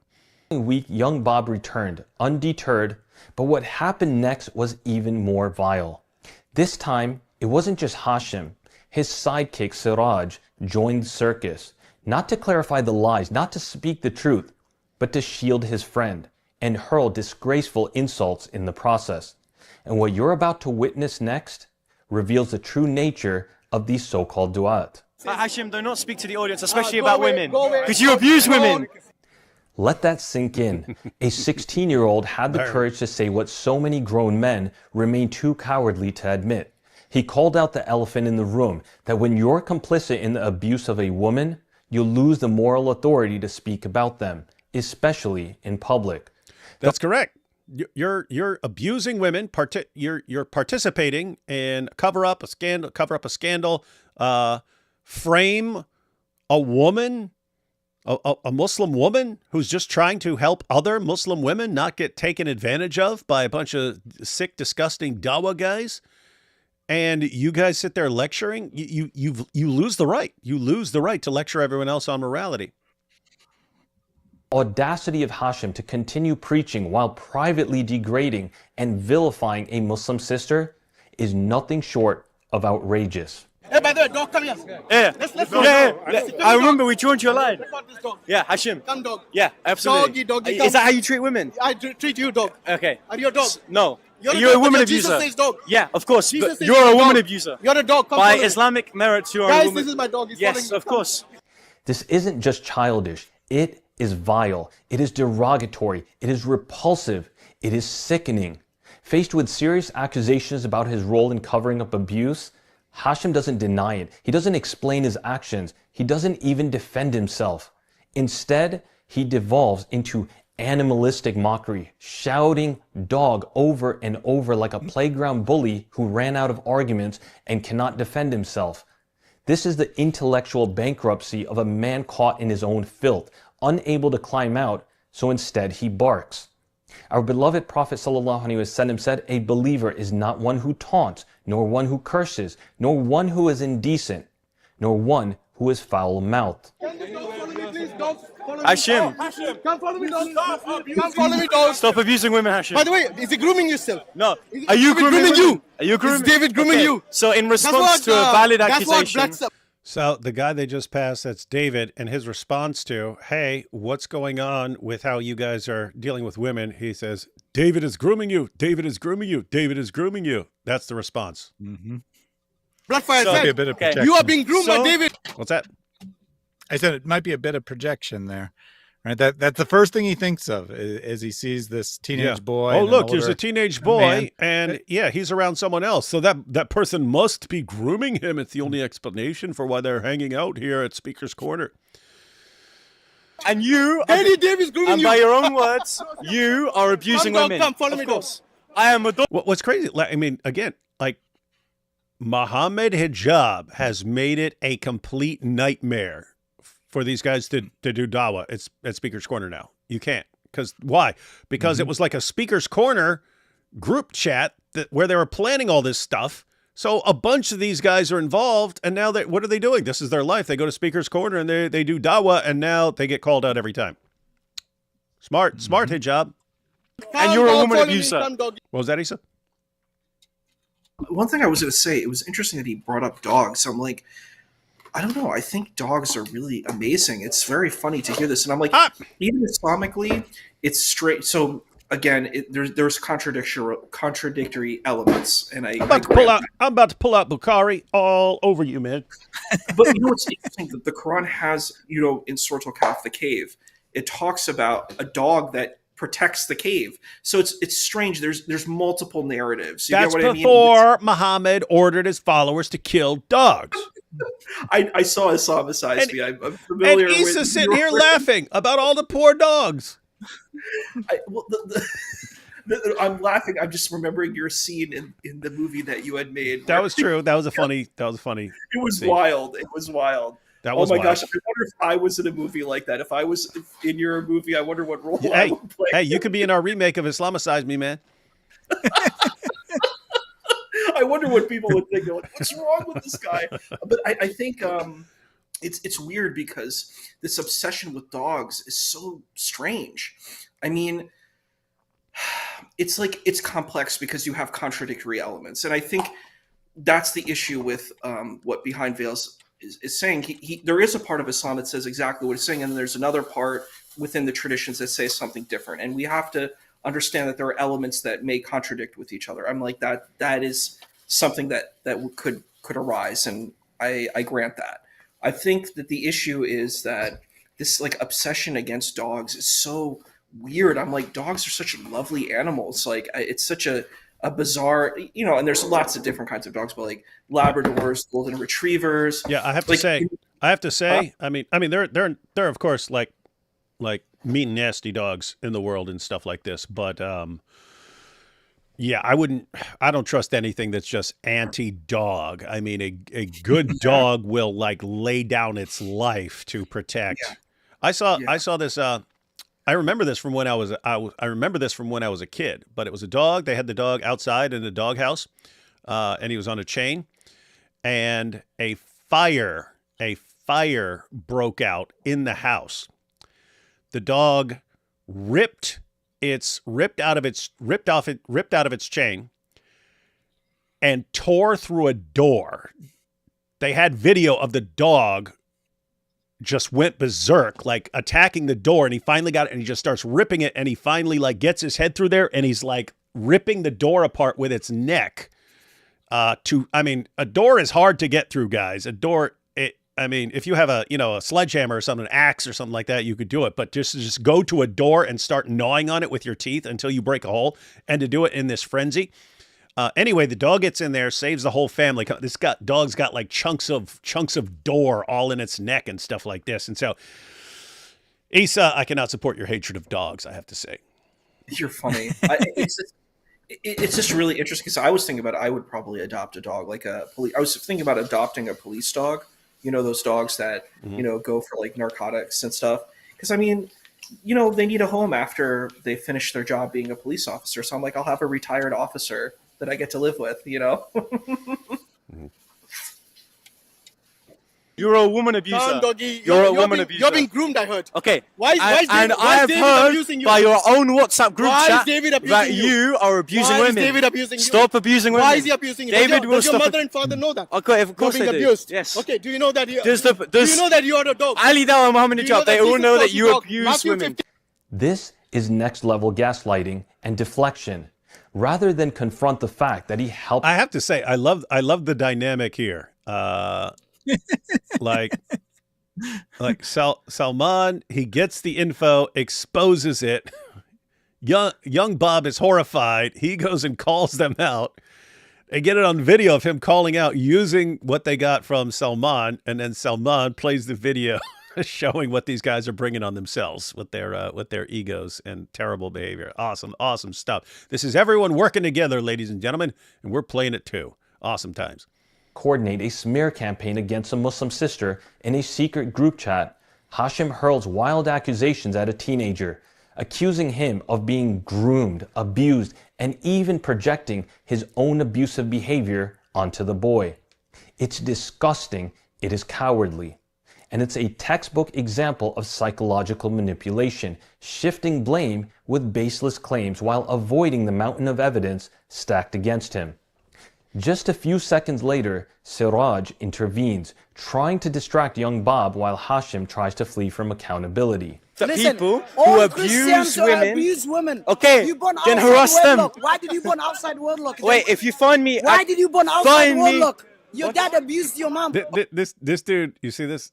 This dude comes over to try and rescue Hashim and starts going, "Your dad abused your mom. Your dad abused your mom." Isn't it interesting that you come to them and call them out for something they actually did, and they respond by just making up tons of stuff? I have to say, this reminds me of what they're like when we point out something from their sources and then they make up stuff about the Bible. It's a weird mentality, man. But that's Dawah. Okay. You born outside Okay. wedlock, bastard, and Now, not welcome. now the So Muslims what's your hold to the point? same Christian Nah, standards I'm of the dealing Christians. with him. Just Okay, deal with me. so Okay, I'm gonna Hashim, say- why do you abuse women? Just what? Answer the question. your dad abused We have your mother? screenshots of Why you your being an mother- admin and you being complicit By in the way, the are these abuse of Christian women. dogs? Yes, of course. So, Hashim, What? Were you raising your hand? Yeah, I didn't want to interrupt the Okay. video. Why is he bringing up his mom? What does his mom have to do with this situation? Like, that's really disgusting to bring up someone's parents. Like, That's what they do, though. I mean, specifically, that's Siraj. That's specifically what he does. If you say something, he'll go after something like whatever he thinks might be dear to you, and just start making things up and saying horrible things. But he's a regular at Speaker's Corner. Powerful Dawah. And What's that? I was just gonna say, and Hashim's completely complicit, right? He's not saying like stop that or Yeah, he's not anything, saying, "Hey, it's a right? I mean, not that he 16-year-old was kid, doing quit much making stuff better. up." He was calling him a dog, but I guess it is kind of worse to go after his parents than the person you're actually talking to. Either way, it's childish and pathetic, but it is actually kind of even worse to go after someone who's not even there, right? Has Yeah. nothing to do with anything. And you made a very good point a second ago, David, where you're like, I did? this is they. you may not have realized it, but you're saying like they project. They say you bring up a legitimate criticism of the Bible, and then they make something up about, of the Quran, and then they make something up about the Bible. And I found that all of Muslim polemics, whether it's this kind of nonsense or it's arguments against Christianity, it's all projection. It's all intended to cover up a weakness in their own beliefs. Whatever they say, like they say, the Trinity is so confusing, and it's to cover up a deficiency in their own religion where their own doctrine of God doesn't make any sense. You ask a bunch of different Muslims, they'll all say he's one, right? He's absolutely one. But then you try to get them to explain what that actually means, and they have many different contradictory ideas, none of which are coherent. So all of their things are designed to cover up weaknesses in Islam. And that's why as soon as someone comes to them with criticism, the first thing they think of is something about sexuality, right? Often Muslims will come in the chat when I'm having a conversation with Mary, and they'll be like, your dad abused or raped your mom, Mary, or your dad raped you, Mary. And it's like, that's not the first thing I would think of as an insult, right? Like, I get they're upset. I don't get like they don't like what we're saying, but like, I would say you're stupid or something along those lines, something that's actually at least kind of relevant if I'm upset. I wouldn't be like immediately, your parents raped you. I mean, it's just really bizarre, but that's where their mind goes because that's how things are in the world they observe. And think about how it's always the same. It's always the same thing, right? Like, Sister Aisha, hey, if you're not letting me at least warn women, I'm going to expose you. Well, then we will expose you and we will make you look bad, right? Salman, hey guys, I'd like to help with this situation. You need to apologize. We can deal with this behind the scenes.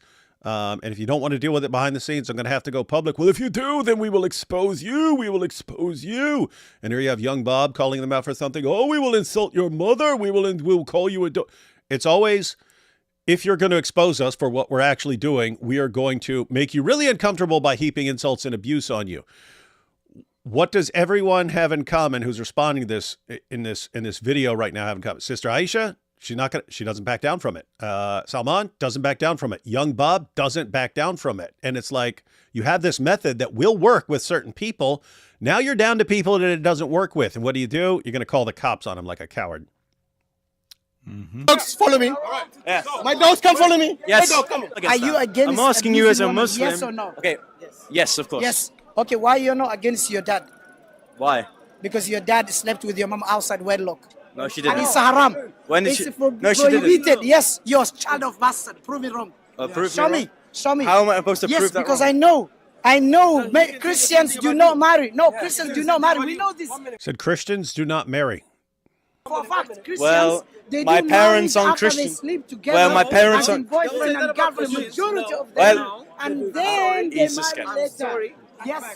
So in Prove response, that you're not bastard. him He and born Hash- outside marriage. Oh, is he? So No. his dad Is it the abused- milkman? Huh? His dad Is it the milkman? abused.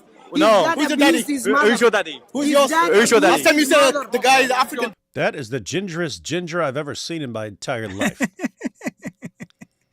That is like if Pippi Longstocking was a dude. Mm-hmm.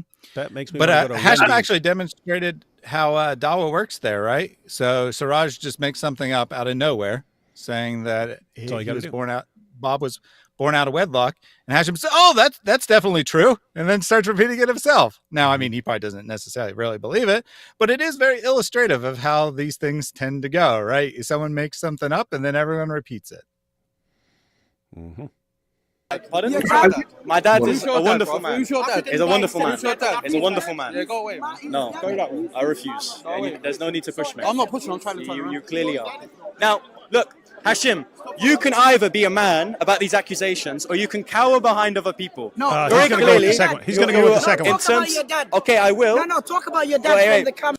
This is vile beyond comprehension. Yep. Siraj doesn't defend Hashem. He doesn't deny the leaked chat. He doesn't question the facts. Instead, he attacks young Bob, mocking his family, his parents, and his very birth by calling him a bastard. This isn't Dawah. This is degeneracy. This isn't just an ad hominem. It's a moral implosion. These are the very people who claim to represent Islam, and yet they stoop lower than the enemies they claim to oppose. This isn't Dawah. It is spiritual rot. But Hashim, you are abusing a woman by claiming that she is an apostate. You said that if we claimed that she had a mental deficiency. What's up, Isa? Sorry, I didn't want to interrupt, but there was something that I think is really important to engage. And it's something that I've noticed in this so-called Dawah scene. And like I said before, I know there's things that might contradict, but there is a verse of the Quran, I'm sure you know, that said that Muslims are commanded not to attack other people's gods. Like, you can't debate people and say that your God is false because they'll attack your God, right? There is an injunction to do that. But I noticed that's Surah 6, verse 108, everyone. Yes. And that's an injunction. So, but these people are violating that injunction over and over again. So, like, attacking the Trinity. Actually, they are, because when you bring up 6108, I'm thinking of situations where, because the actual background for 6108 is you had people in the Ummah who were making fun of the gods and goddesses of the polytheists. And the polytheists eventually said, well, we'll make fun of your God and your religion and your prophet too in return. And then the command came, well, if don't do that. Stop the insults, because it's going to cause them to insult your religion in return. Now, we do see commentators and so on who say that, but if you have control, if you have power over them and they can't insult you in return, then it's fine to insult. But look at the situation that they're in right now. They are 100% in a situation where people have the ability to insult back, and they keep doing it anyway. So yeah, they are in complete, total violation of the Quran, and they don't even care. Wild. What? And I actually agree. Oh, sorry. Okay. I was going to say, I actually had a Muslim come into the a chat like a week ago, quoted that verse to tell me to shut up. And then I explained it and said, okay, you need to shut up. And then he started insulting my God. It was so weird. Was that he literally was that Muslim's name Isa perchance? No. Okay. I think it was Muhammad, but it might not have been. But I think what's interesting is there's lots of violations that people do, and we'll talk about the Islamic dilemma later, but that's something that blows my mind when I see Muslims attacking the Torah, attacking the New Testament. I'm like, you're shooting yourself in the foot. You're attacking your own scriptures. And then you try to say, well, they're phantom texts. We're going to talk about this later, I know, but I'm like, it's a part of the same package. I'm like, you're saying, well, the Torah and the Zabur and the Injil, these are Islamic texts, right? And then you say, well, I'm going to start mocking these texts. I'm like, how do you do that? How do you mock your own texts and mock your own tradition? Because this is your tradition too. And you can make up stories to try to say it's not your tradition, but then that hurts you, because then you have no legitimacy of a lineage. You don't have, if you're erasing your lineage, then you have no lineage. If you want to claim the Hebrew prophets, you want to claim this ancient tradition, then you got to go with it. And if you don't want to do that, then you don't have a foundation for your house. So that's a huge problem. We'll talk about that more. We'll unpack that more. But I'm like, it's all a part of the same package here of lots of problems with this so-called Dawah. And it's weird because this is kind of small scale right now, in that, I mean, think about it. I mean, young Bob wasn't like insulting God, or he was asking a person about why he was part of this plot to destroy the reputation of a Muslim woman, and they instantly start going, after his parents and your mom and you're a dog and stuff like that. But this is kind of like a micro scale, in that it's one person insulting another, but it's also true on a much bigger scale that these are the guys who are representing Islam on YouTube and so on, Muhammad Hijab, Ali Dawah, and it's causing massive, massive insults against Allah and Muhammad and the Quran and so on.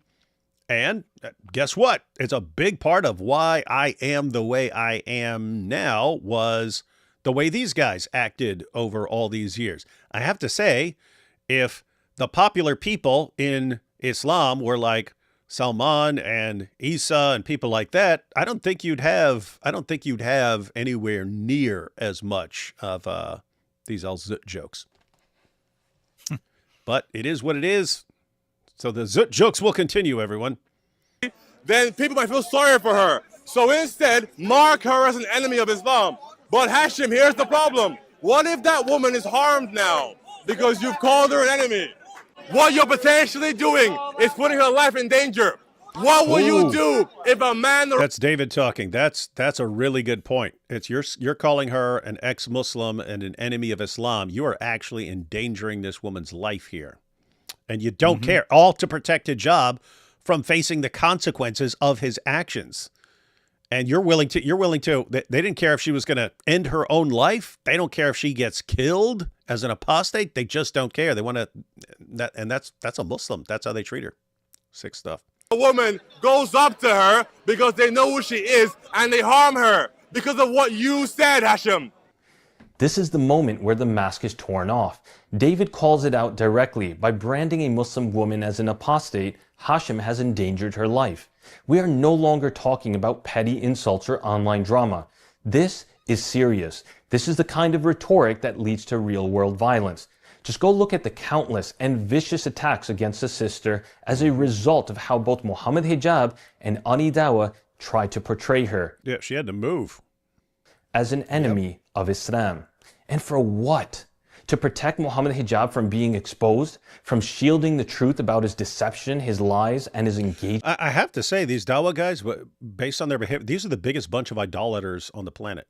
I mean, they're complete, utter, total idolaters. They will violate like rules in Islam. They'll try to get a Muslim woman killed. They'll do all of that out of their blind worship of someone like Muhammad Hijab. And blackmail, to silence a woman who dared to speak about abuse, about being tricked and deceived. This isn't just reckless, it is criminally irresponsible. And every second Hashim remains silent, it is a stain on his character and the Dawah he claims to uphold. It isn't just me, it isn't just Sister Aisha, it isn't anyone speaking up against corruption amongst our ranks that is harming the image of the Dawah. It is these class act clowns who cannot practice what they preach. All while there is a common question that is echoing in the minds of many Muslims and non-Muslims. Why do these so-called leaders, preachers, and imams remain silent despite the damning evidence? Let's just say, as you see many of them chasing fame and money, this has now become a rhetorical question. You want to pause real quick? Mm-hmm. You actually made a comment, maybe you remember it, maybe you don't, David, years ago when Ali Dawah was much smaller. And you said the moment Ali Dawah hits 1 million subscribers will be the greatest day in the anti-Dawah scene, because these clowns, whether it's Ali Dawah or Muhammad Hijab or, you know, the newer arrivals like Dean Responds, all they want to do is do this vile rhetoric, which definitely attracts some people, but it probably repulses a lot more people than it attracts. And they're the public face of Islam, right? Forget whether it bothers Muslims or not. They want to reach out to non-Muslims, right? And non-Muslims see this, and very few people are attracted to this, right? And what it does is creates this impression, right or wrong, and, you know, we don't need to debate which one it is, but it creates this impression, unquestionably, that Islam is this violent religion be strong, men dominate women, we do whatever we want to women, and we that's get them what they're projecting. We right? get them to communicate through a dry erase board. See how cool we are? Mm-hmm. Yep. Mm-hmm. And that's their public image of Dawah. And I know that's not what they wanted 20 years ago, right? They tried very, very hard, the people with the money and the power, they tried very hard to hand select the nicest people they could be to do outreach and have this particular image in the public. Islam's the religion of peace. We're just so friendly with everyone. And then the internet came, or YouTube came along specifically, gave other people the opportunity to, go around the power structures. And lo and behold, those people became the most popular. And now they're the face of Islam. They are literally the face of Islam in the public's eye. If you ask someone in the UK, right, they might say that Muhammad hijab is the most important Muslim in the world. Mm-hmm. And as a result of this, You got a shield. they're gonna live with this image, right? This is the image that they have given them, the community. Mm-hmm. And Salman wants to fight against that. Mm-hmm. And I understand why, right? Well, one, because he doesn't believe in it, but two, it's a terrible image. Mm-hmm. Muhammad hijab is leading more people bad. out of Islam than anyone else. Yep. Thaddeus, you bring up something really interesting that I think we need to consider. One thing that I hear a lot, like sometimes I stream in, like I'm really busy, but sometimes, if I'm traveling, I check in like some of these debates, and I've listened to some of these debate channels where Christians are debating Muslims, and then it's like a call-in show, and the Muslim will call in and will say, I'm not knowledgeable. And I'm like, then why are you coming on the show? Like, that sounds really unintelligent to begin with. I'm like, what is your purpose of coming here? Maybe you thought you were knowledgeable. And then they say, well, I'm not knowledgeable. I'm not a scholar, but then I'm going to tell you about Christianity. You're not a scholar, but you can talk about a religion that you really know nothing about. I'm like, okay, that's amazing. My mind's blown by this. But then the next thing is there's a kind of a retreat, and they say, well, why don't you debate Muhammad hijab? And I'm like, what credentials does Muhammad hijab? Does he have a PhD or something in comparative religion? Because that's what he needs. It's not, he doesn't need a degree in just Islamic studies. He would need to have a degree in comparative religion. So he would have to have. So I've taken graduate level classes studying Christianity. So I read, like Pilgrim's Progress, Interior Corridors, like by Saint Teresa of Avila. So I had to read these texts, right? I've read, when I took my undergrad class in Christianity, like I read what do they call it? The Dialogue of the Savior, like these non-canonical texts. So like I actually got a basis like from academic education to learn about this stuff, right? These people haven't studied any of this. They don't have any education in this stuff. So I'm like, how are you going to come in and say you're this great scholar and you haven't actually done the work? You don't know Christian literature. You don't know, the history of Christianity. All you know is like talking points. It's called the Dawah script. The thing is, there was this movie with Jesse Eisenberg, and it was a fascinating movie because his father's this professor, right?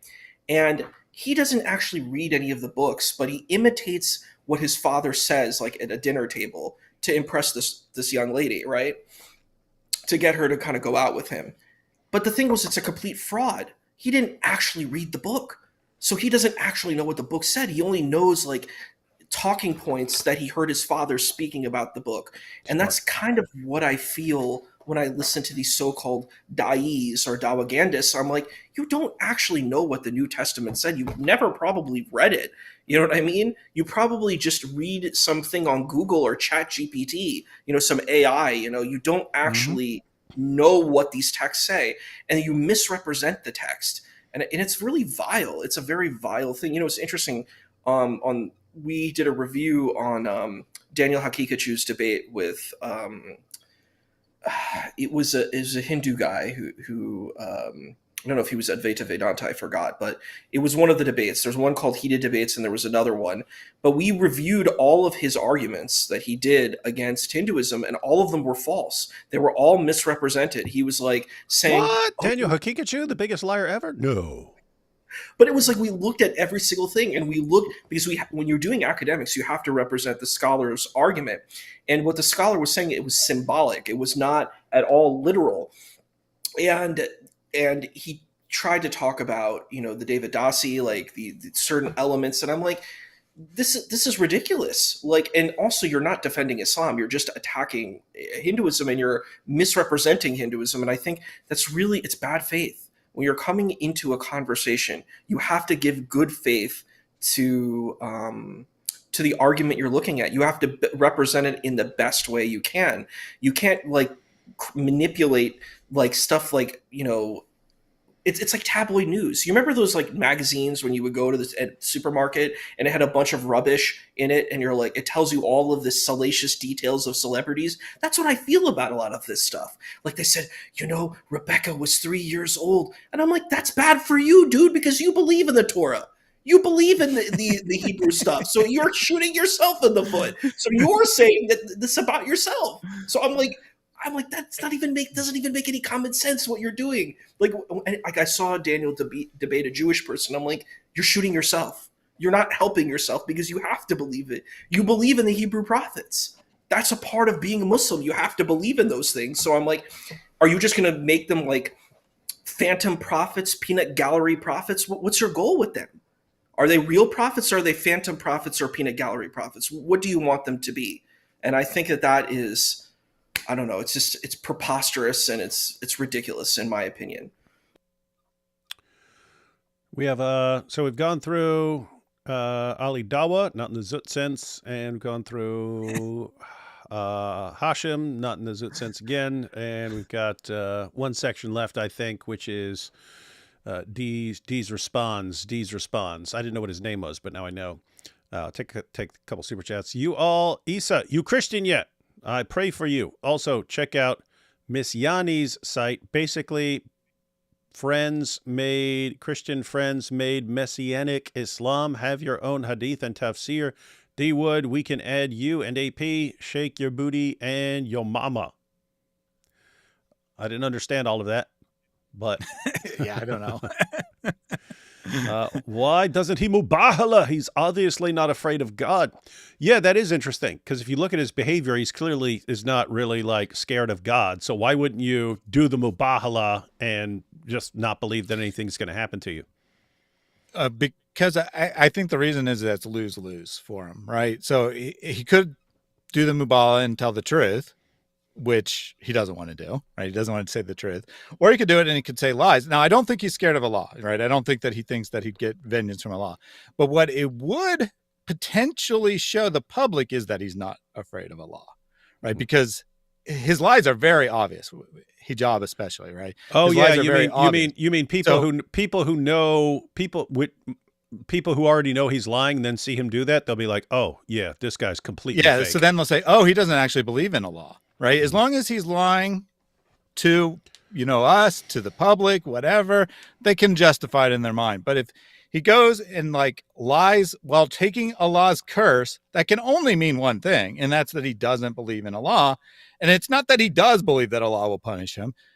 In my opinion, it's that he understands that it will show the public that he doesn't believe in Allah. Mm-hmm. Yep. That would make sense. Let's see. Just wait until we begin hearing about it happening with little girls. Oh, wait, hang on. Yep. Naughty, David Wood. Oh, zoot.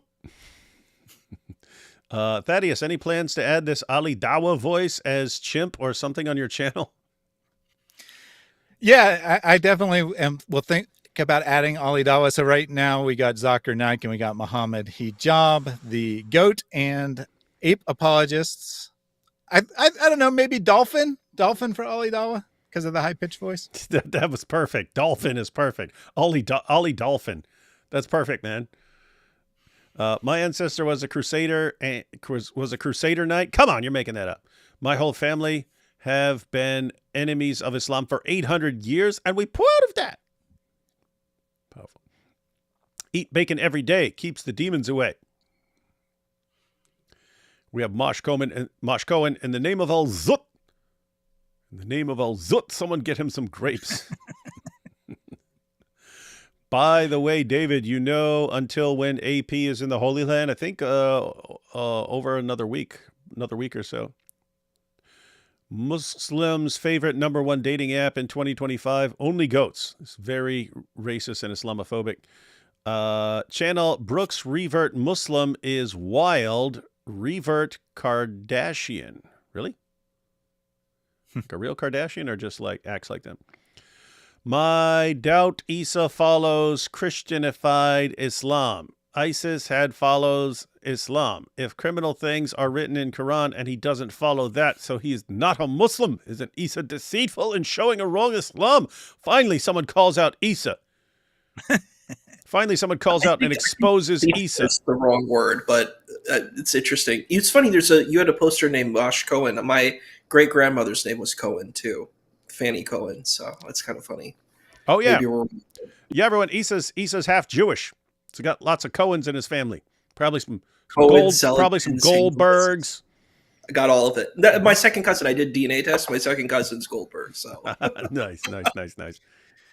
Just real quickly to defend Isa, Islam is actually diverse, both temporarily and historically. We just get this impression that there's only one Islam. And I would agree that the Salafis have a good argument that they're following the original traditions, but we do get this idea that the only Islam is the Salafi Islam, because that's what all the Dawah guys represent. And that's just not true historically or globally right now. So in other words, not all Muslims are the same. Yes, they're all exactly the same. And Thaddeus, the problem is, you're right. But the issue is the Salafis do things that are very contradictory. Like, for example, they throw the Bible, the Torah, and the Zabur under the bus. They curse other people's gods. So they're actually not following this stuff. They don't follow the ancient classical tradition. And they're not even following Sunni tradition, because Sunni tradition has things like maslaha, or like it has these principles that exist. Which is very much in common with like rabbinic Judaism. There's a lot that's aligned. Like I have this manuscript, and it looks just like a page from the Talmud. It looks exactly like the Talmud, but just in Arabic.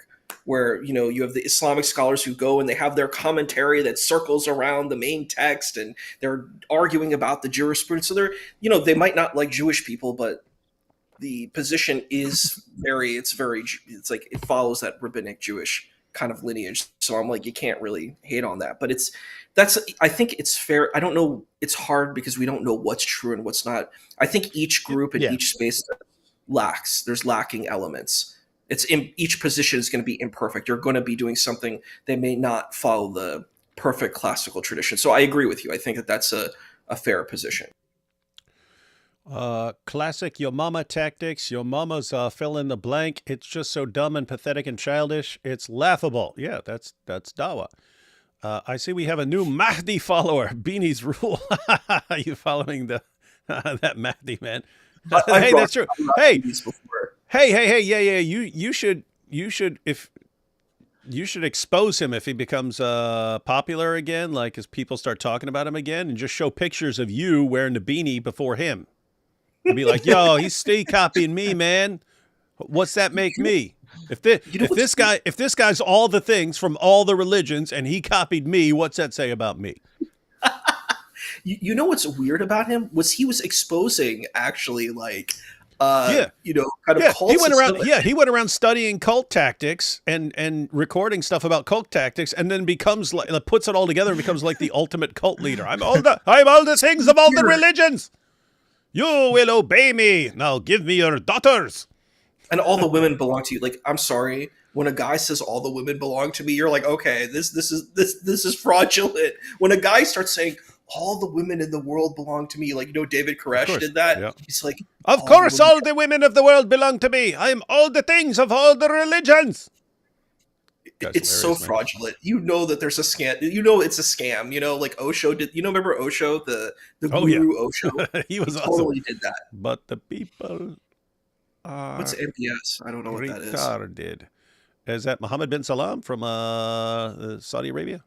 The Crown Prince? Isa looks like, or good stand for something. Prince? Yeah. Thank you. Isa looks like the Crown Prince working at the call center. Unless it's a different MBS. And what happened to the medical doctor? Shalom from India. I mean, Zakir Naik? I don't know. Something happened to him? I'm not sure if this is just a question about, why you never hear from him anymore. And that's just because he's like irrelevant. He's been replaced by these Dawah guys. Yeah. Partially because his social team is incompetent. They just repost the same videos all the time, and they've totally destroyed any viewership to where he gets like almost the same views as I get, which is Like he has 3-4 million subscribers and I have 30,000. I mean, uh, or it could actually be a question on his health because he was admitted to the hospital. Rumors were that it was AIDS related, but that was just a rumor. But he was definitely actually admitted to the hospital. So I haven't heard that he got out. He might still be in the hospital. He might actually be in poor health. I don't know.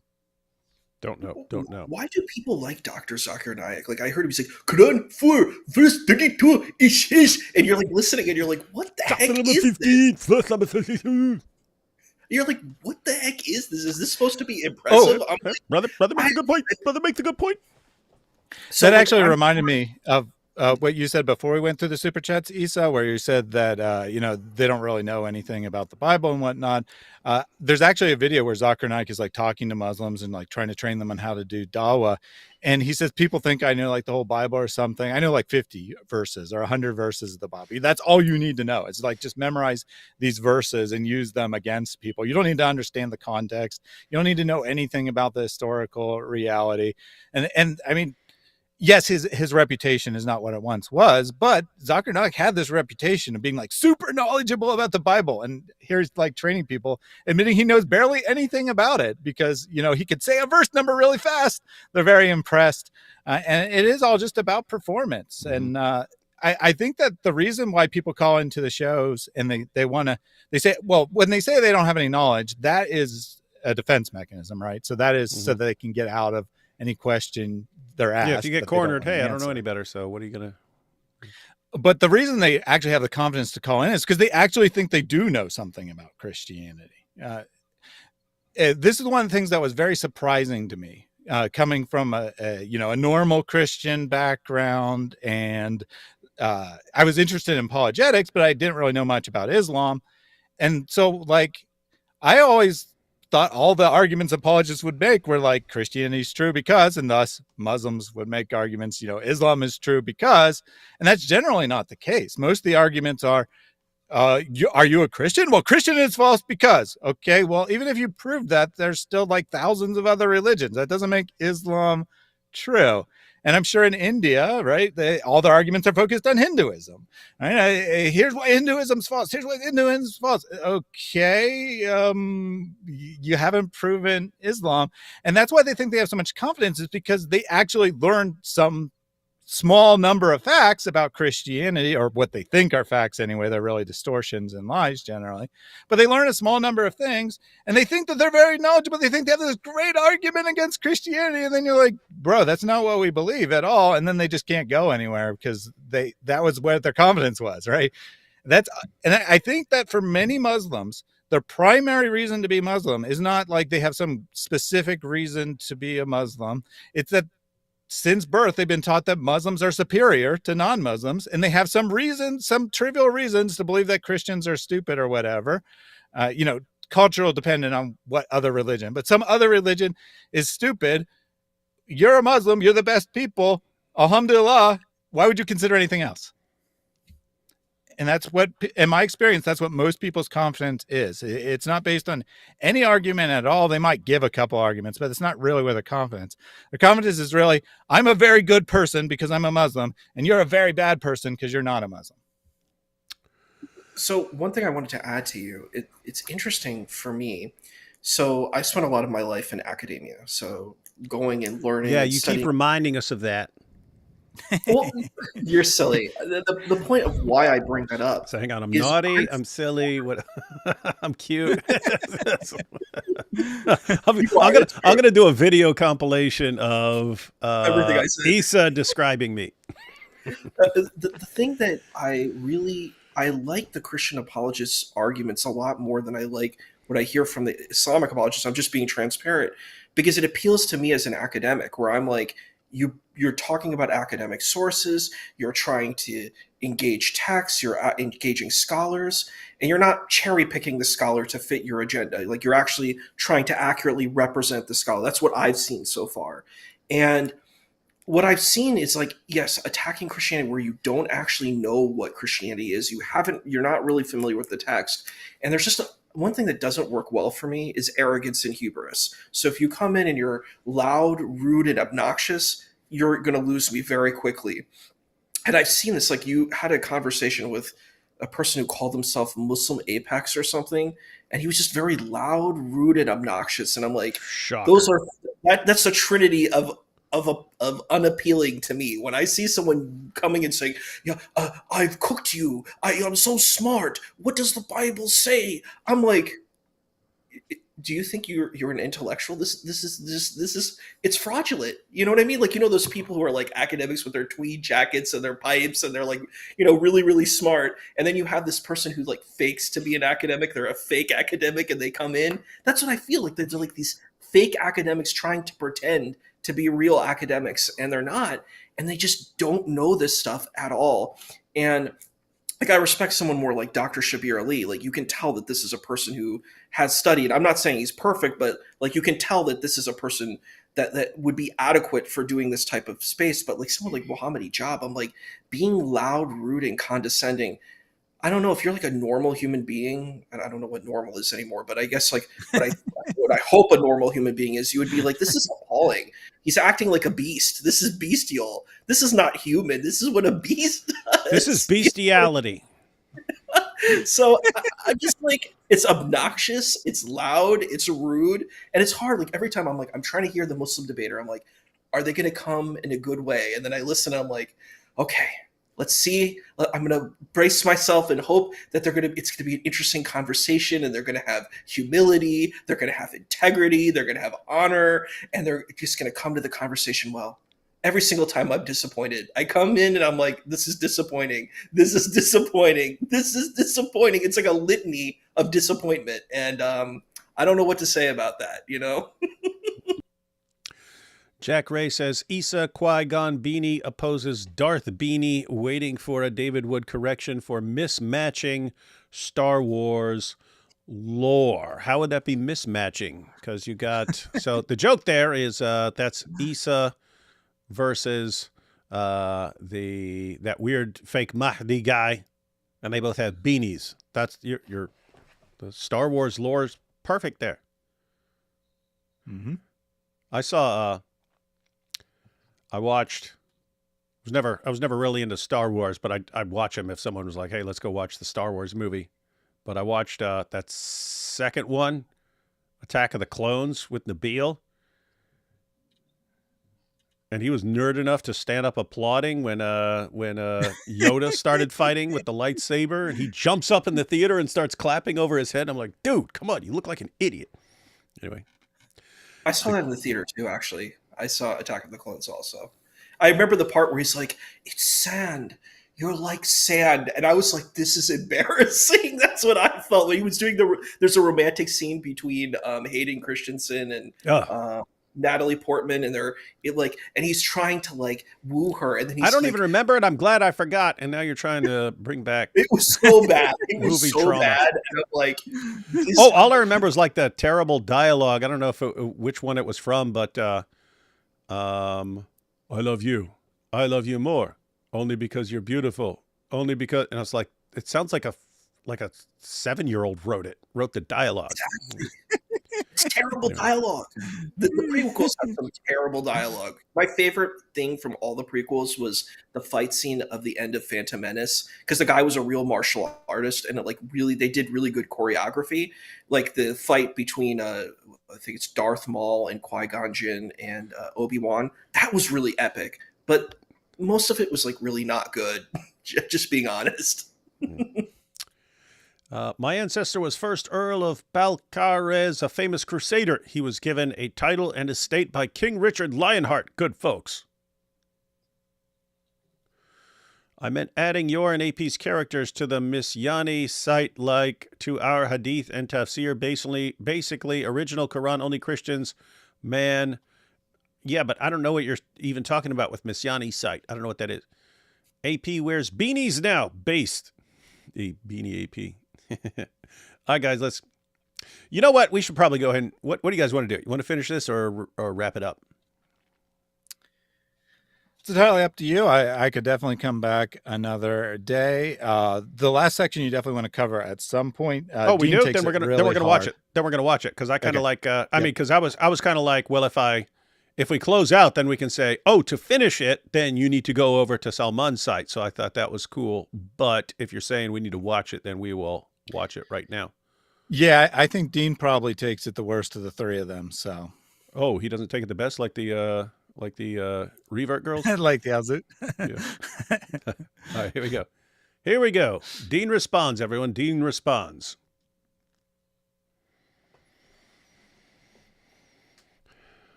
In response to a flood of backlash and criticism by viewers, Mohammed Murad, that's Dean Responds, has hidden the video attacking Salman. It is no longer published on his YouTube channel. Dean Responds. Wow, took it down. Naughty, naughty. Yeah, I mean, none of the other guys took it. Like Ali Dawah, especially his one attacking Salman, it was like almost universally negative, and he left it up. Dean took it down, though, which is very interesting because Dean also made a public post. I don't know. I didn't check whether he took that down as well, but I suspect he didn't, attacking me personally. And it was related to his little response video there because I reacted to his response video. So very interesting that he's now embarrassed by the stuff that he previously attacked me for saying he was stupid on. Just saying. Hey, Dee's Response. You're doing a bang up job, man. You're going to have a long, long, long career in Dawah, buddy. Just like his deceptive Dawah buddies, Muhammad Hijab and Ali Dawah, who were both caught lying, Murad has sought retreat and receded into the shadows after exposing and making a fool of himself. That's what you by get. the way, I will say that he had to do that video twice, so he did it as a live stream, and he accidentally. So his genius plan was to go into the group chat and show his own messages, and as a result, he doxed everyone who was in the group chat. Thank you. Dee's Response. He did as a live stream. He realized it immediately. He took it down. As far as I know, that no one got a copy of it, but then he had to redo the whole thing. So what he had public was actually his second attempt to explain his argument. And it was still horribly stupid. He would just in terms of quality, like at times he'd be completely silent for a minute or 2 minutes because he's like, oh crap, I forgot to edit out someone's phone number. Hold on, everyone. Well, I go edit that out. These guys are all tactical geniuses, man. Tactical geniuses, every last one of them.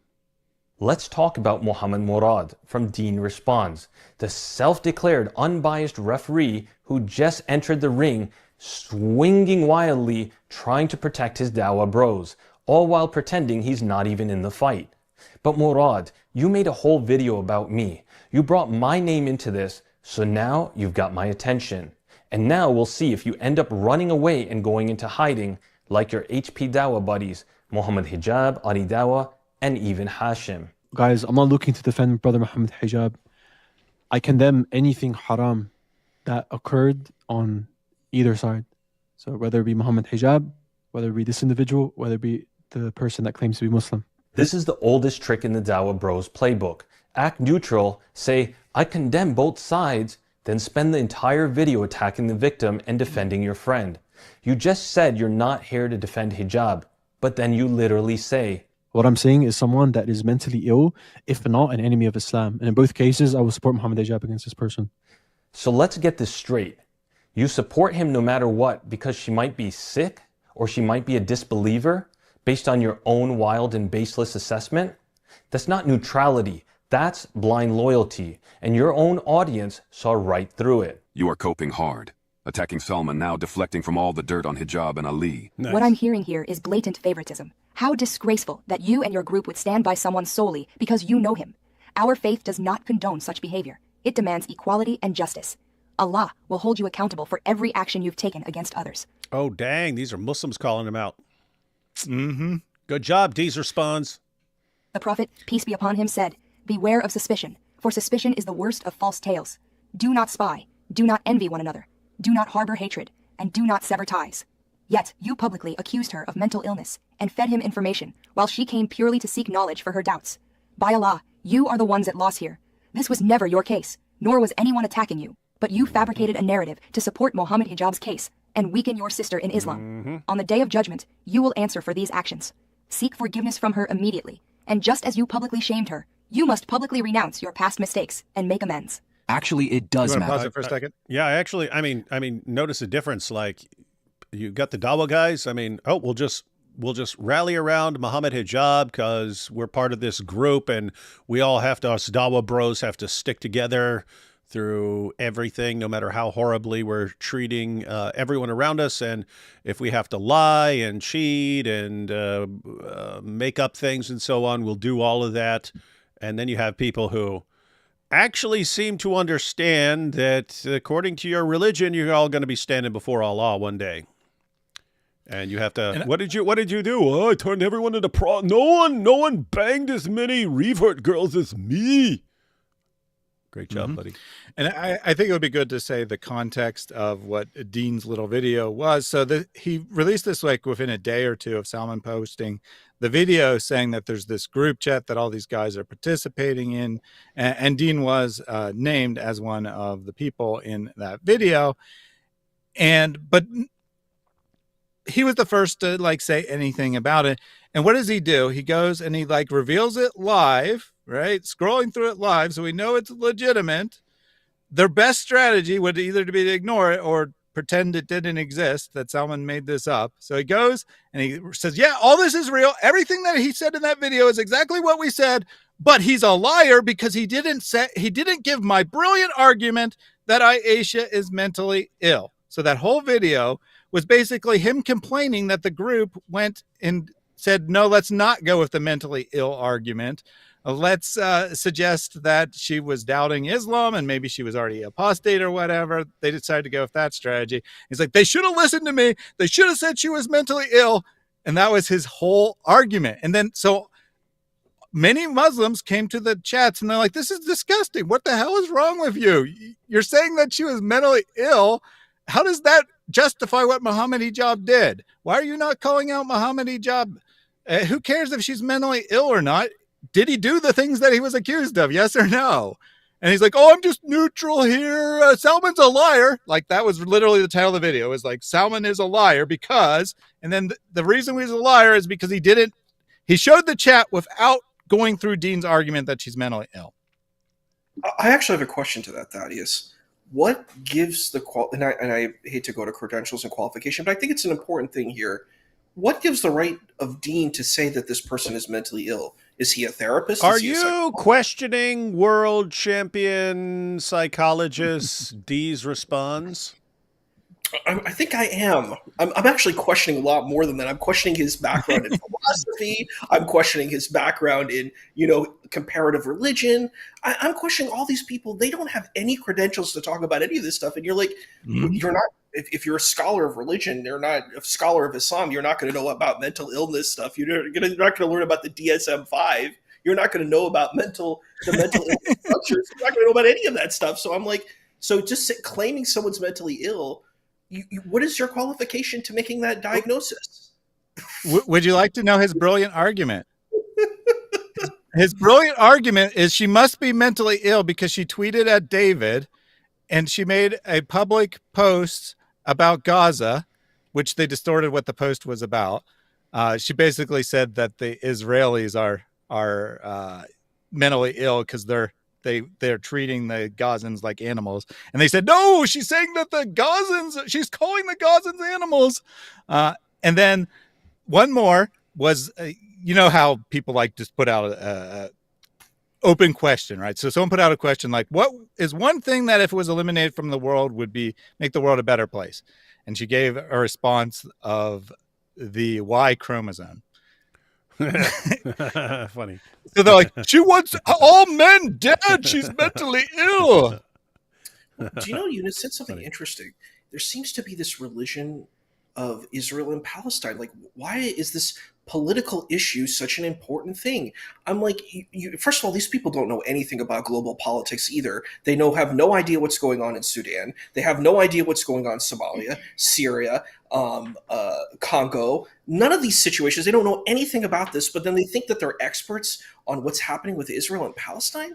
Insane. Mm-hmm. And they're like, I'm going to tell you about what's going on. They never even met an Israeli. They've never met Jews. They've never met an Israeli. They have no idea what they're talking about. And then they probably don't even know Palestinians either. So I'm like, you're talking about a conflict and a situation that's very complex that they know nothing about. And somehow now it's a religious injunction. Ridiculous. Preposterous. I should actually explain what the tweet was. Oh, hang on. I just want to point out, Issa, you're okay. the Jewish Muslim. You are literally the bridge. You should be the one solving all the problems over there. All right. What are you saying? Yeah, I should probably actually explain the tweet. I didn't adequately describe the tweet. So some random person tweeted out a video, and they claimed it was a video of an Israeli helicopter shooting at people on the Gaza Strip. It wasn't. There was no one running. It clearly wasn't that. And she replied basically saying, what is wrong with these people? They have sick minds or something like that. And she's like, how could they say the Gazans have sick minds when they're the victims of Israel? When obviously she was believing the propaganda tweet and thinking that the helicopter pilot was shooting at people. And she was saying the helicopter pilot has a sick mind. And it's hard because a lot of these people are within their own culture and they don't know. Like, it's weird. Like for example, I hear people complaining about European supremacy and saying, look at white supremacy. All these evil white people went and took over the world. You can say, yes, people of European ancestry did something. Are you going to talk about Arab supremacy too? Like, I'm very much team accountable. If you're going to talk about transatlantic slave trade, then you have to talk about the East African slave trade. You've got to be equal. You've got to be fair. And the thing is, you could just say people are bad. Why are you targeting their race? Why are you targeting their culture? Why don't you say people are bad? But you're saying, well, because they're of European ancestry, that makes them evil. That makes them bad. And I'm like, so if people are of Arab ancestry, that makes them evil and bad? It's like there's no consistency. And to someone like me, that's like a pet peeve. That does not work well. It does not compute. I'm like, you're like, I'm going to say this thing and it's completely illogical to where I'm standing. I'm like, I don't know where you're at, boss. I don't know what you're talking about, my man. Yeah, Issa, but that's why you are not welcome in the Dawah community. Yeah, I don't think I want to be. I'm not interested in harems of women and exploiting women and because you're weak. Because you're weak. You're a weakling. You're not fit for Dawah.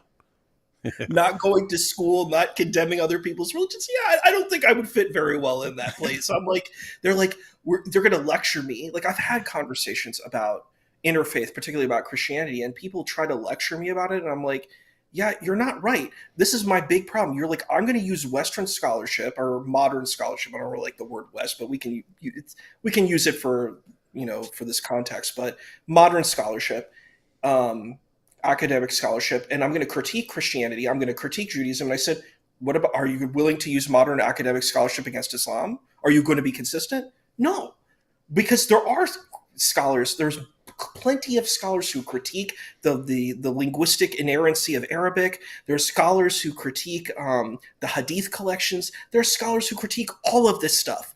And anybody who's an academic worth their salt is going to be like, yeah, there's vulnerability. But then you're like, no, I'm going to repeat all my Islamic sciences, but I'm going to use modern scholarship to attack your religion. I'm like, you're such a fraud. You're disingenuous and you're a fraud. I don't want to hear what you All I'm hearing with everything you say is this is why I'm not fit for Dawah. That's what I'm hearing every single step of the way. That's why you're not welcome. You're not welcome in the Dawah community. All right, let's check out these comments here about. They're not responding because they got caught with their pants down. They not in a zoot sense. Know very well they can't find ways around the clear-cut evidences presented against them. All those defensive statements made by the other Dawah bros in favor of Muhammad Hijab and Ali Dawah are emotional, not factual. Dean responds, how much did Muhammad Hijab and Ali Dawah pay you to defend the wrong? May Allah curse you. You're pathetic. That's the thing. You don't have to pay him to do that. If he's part of the group, he will want to demonstrate his worth to the group by the bigger defender of Muhammad Hijab you are, the more valuable you're going to be to the group, and the more these guys will have your back and promote you. So it's just, I mean, he's new compared to a lot of the guys, and so he's jumping in there. Hey guys, I'll defend Muhammad Hijab. I'll be the best defender of Muhammad Hijab ever, the best one in the whole world. Now support my channel. Tell everyone to subscribe to me. He doesn't come near any important points about how Muhammad Hijab and Ali Dawah continuously lied. Even when he knew all along they were being deceitful. He just scoured the internet for a big nothing burger to defend that wolf in sheep's clothing. They're all a joke. Guys, please, don't follow these fools. Connect with Allah directly and ask Him alone to guide you. When you say you condemn anything haram on either side, it would be nice if you elaborated rather than try and be crafty. Both Ali Dawah and Muhammad Hijab have done so much haram in all of this. That's true. And all Salman has done is expose this and their hypocrisy. True. You are trying to cleverly keep yourself clear while not falling out with your masters. Let's be frank. Yeah, think about that right there. So Ali Dawah and Muhammad Hijab did all sorts of screwed up, messed up things. And who are the enemies? Aisha, for trying to put an end to what they're doing to Muslim women, and Salman for helping Aisha to expose this stuff. So, and Ask D's response, hey, who are the bad guys here? Oh, the ones who are trying to expose all this evil. They're the bad people. The bad people are the ones who expose all the evil. The good people are the ones who do all the evil. And the bad people are the ones who expose all the evil. This is dysfunctional, man. Next, let's take a look at Murad's assessment and supposedly definitive assertion regarding the sister. I sufficiently proved that she is mentally ill. And this is the case that I was making, that she's mentally ill. And this was what I was saying in the WhatsApp group. And if anyone says she's not mentally ill after seeing what I presented on the WhatsApp group, then you got to be mentally ill yourself. Like, seriously. You're not a doctor. You're not a licensed psychologist. But you're casually declaring someone mentally unfit because she reached out for help, not because of a diagnosis, not from a medical record, but because she questioned the Quran in a moment of crisis, especially as she witnessed the hypocrisy and the cover-ups by the same scholars that preach from the minbar about justice. Murad, mental illness in Islam is not a slur, but you weaponized it. There's a clear bias in the way this... It is crazy. It's like, okay, if she's mentally ill, you guys are all attacking and trying to destroy a mentally ill person. What's that make you? It makes you even more evil than we already think you are. Great job, guys. Boy, you're doing it. Tactical geniuses. I said it 1,000 times. Let's what Salman's not very explicit, but Dean's primary argument, and I just said all of his arguments, but his primary argument is actually that she tried to contact you and Abdullah Samir. Yeah, that's his primary give her a argument. medal she for must that. be mentally ill if she tried to contact David. That doesn't make her mentally ill. That makes her really, really, really smart. I know, but that's his primary evidence that after she's more than a year of trying to get mentally, she's obviously mentally ill because she's so smart. After more than a year of trying to get help in our own community, and after Ali Dawah spiked the interview after the fact and refused to talk to her, by the way, he made one of his goons talk to her. He refused to talk to her directly. After all that, then in desperation, she reached out to you with a public tweet, and that proves she's mentally ill. Yeah. Because after a year of being ignored by everyone in the Dawah community, she reached out to someone else for help. Yeah, and everyone think about what there's a reason there. There's a reason. It's she tries getting Muslims to help her. She tried getting various sheikhs. She goes around to various sheikhs. Everyone is terrified of Muhammad Hijab. Why? Because if you cross him, he's gonna destroy your entire career, and he has a way bigger following than you. So everyone just says, no, we can't help. Sorry, even if they know she's right, we can't help you. What are you supposed to do at that point? You find some people who aren't scared of hijab in these guys. Well, guess what? That's us, right? So, and she eventually finds Salman, who's not scared of him either. But I mean, she went around to a bunch of people. I can't find anyone who's not scared of Muhammad Hijab. Let me go to some of the guys who definitely aren't scared of Muhammad Hijab. And so that means she's mentally ill. Interesting. All right, let's read this big comment here. Situation is being handled. The woman is being dismissed and labeled mentally ill simply because she has ADHD, which doesn't impair her ability to think clearly or speak truthfully. That's both reckless and unfair. Meanwhile, Muhammad Hijab is being indirectly defended, even after publicly denying a marriage that, by multiple accounts including hers, did take place. When she went to Sheikh Tarana, a respected Muslim, he confirmed the marriage. In response, Hijab allegedly threatened and attempted to blackmail him.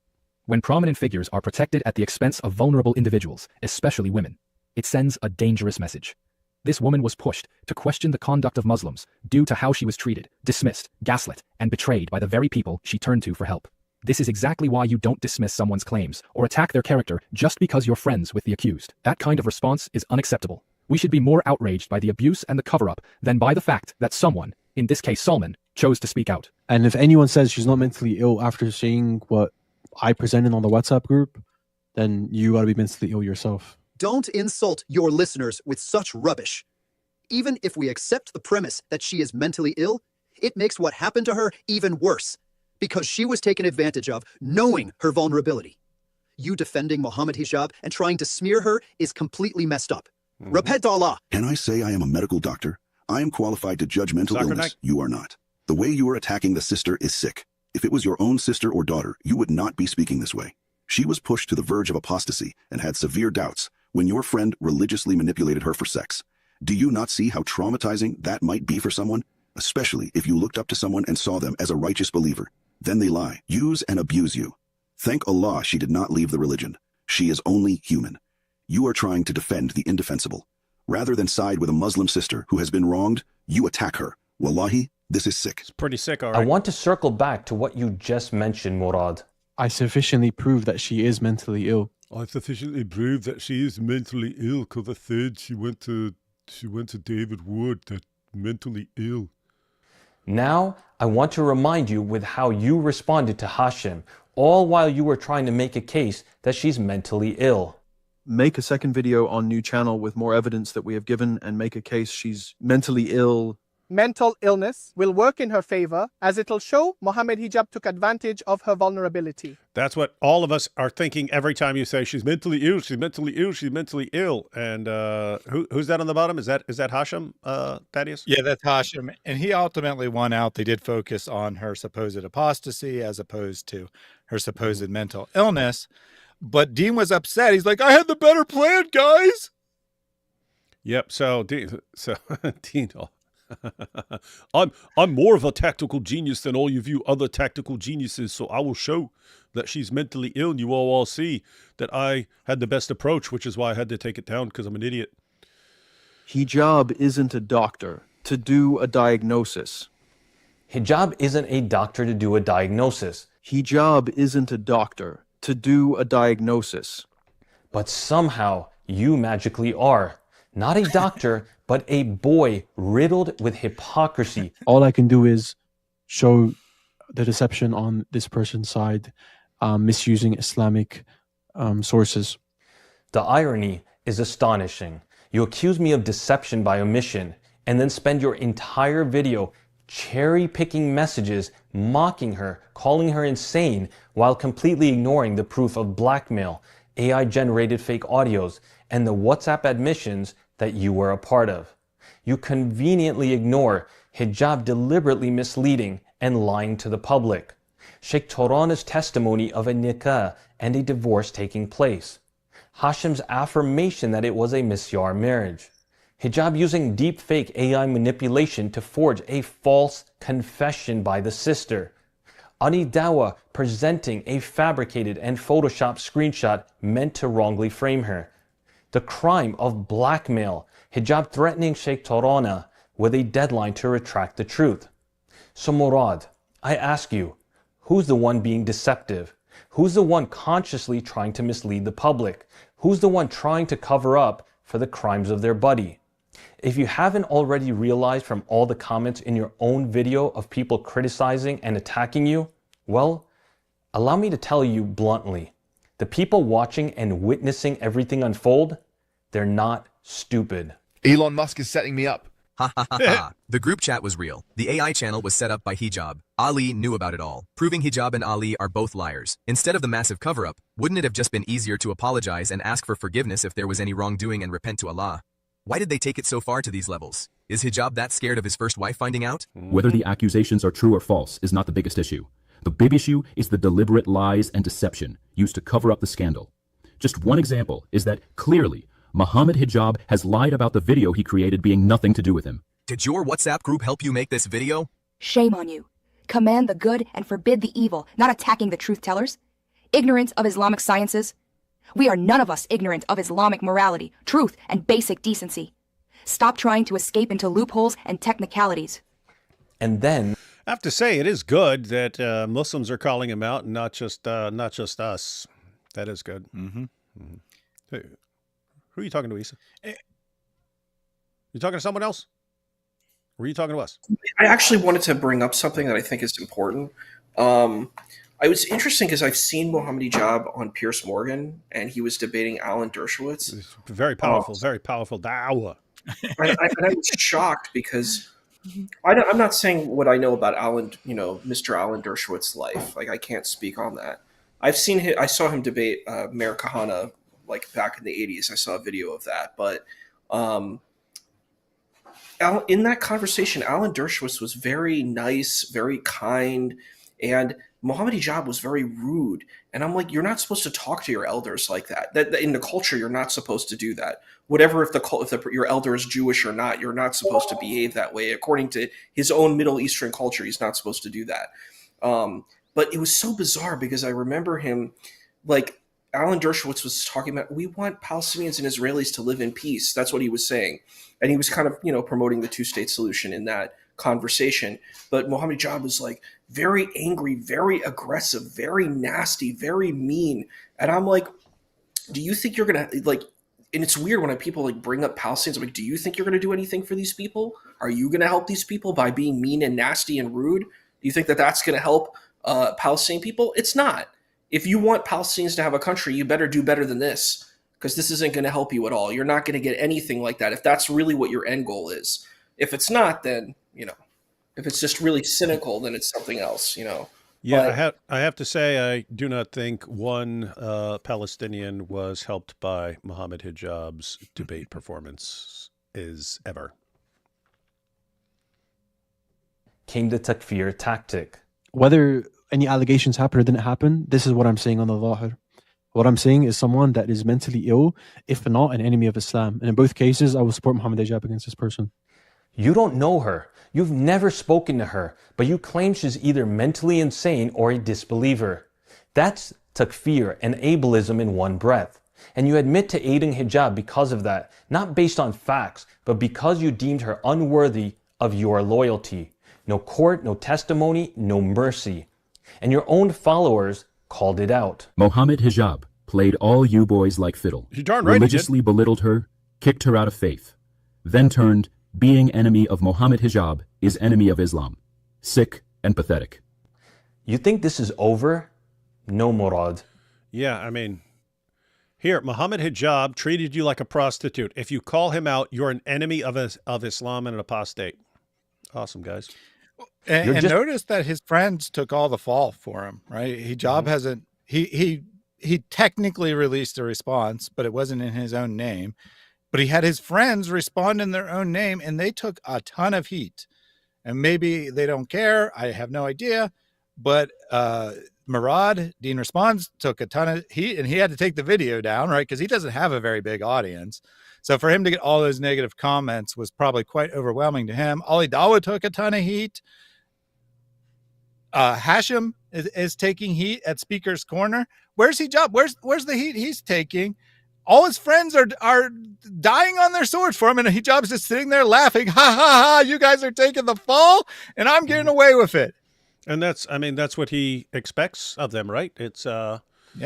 I mean, so look at how many of these dudes. Again, I mean, guys at Speaker's Corner are never going to live this down. They're never just going to be able to normally give dawah again, because people are going to constantly be calling them out. You got the YouTubers, people are calling them out, all because of hijab. And I mean, do you think he's like going around, guys, I'm so sorry. I'm so sorry I screwed everything up for you. Just for myself. I'm sorry. No, doesn't care. That's your job. The universe revolves around him. He's a narcissist. Mm-hmm. The next domino. You stepped into this fire trying to play loyalist to a Dawah cartel of deceit. And now you're going to be held accountable for your part in mocking a victim, undermining the truth, and trying to spin the narrative to protect your clique. You had no problem aiding hijab in tarnishing this sister's character, even if it drove her to the brink. As one person said, embarrassing and Ebe. May Allah hold you all accountable for what you did to this woman and mother. I don't blame her for seeking help from outside the community. May Allah aid her and protect her. You see how the community Sulman's giving the lot of you a right old spanking, isn't he? What's the punishment in Islam for someone who says, wallahi, before lying through their teeth? And is there a punishment for those who back them up in their blasphemous lie? Looks like there are at the very least 70+ alleged Muslims who fear hijab more than their God. Dang. What an absolutely pathetic attempt They fear hijab more than their God. at damage control. May Allah hold you all accountable. All 75 of you fools. I'm a qualified psychologist with a master's in psychology and in applied Islamic psych. ADHD is not mental illness. This woman is not mentally ill.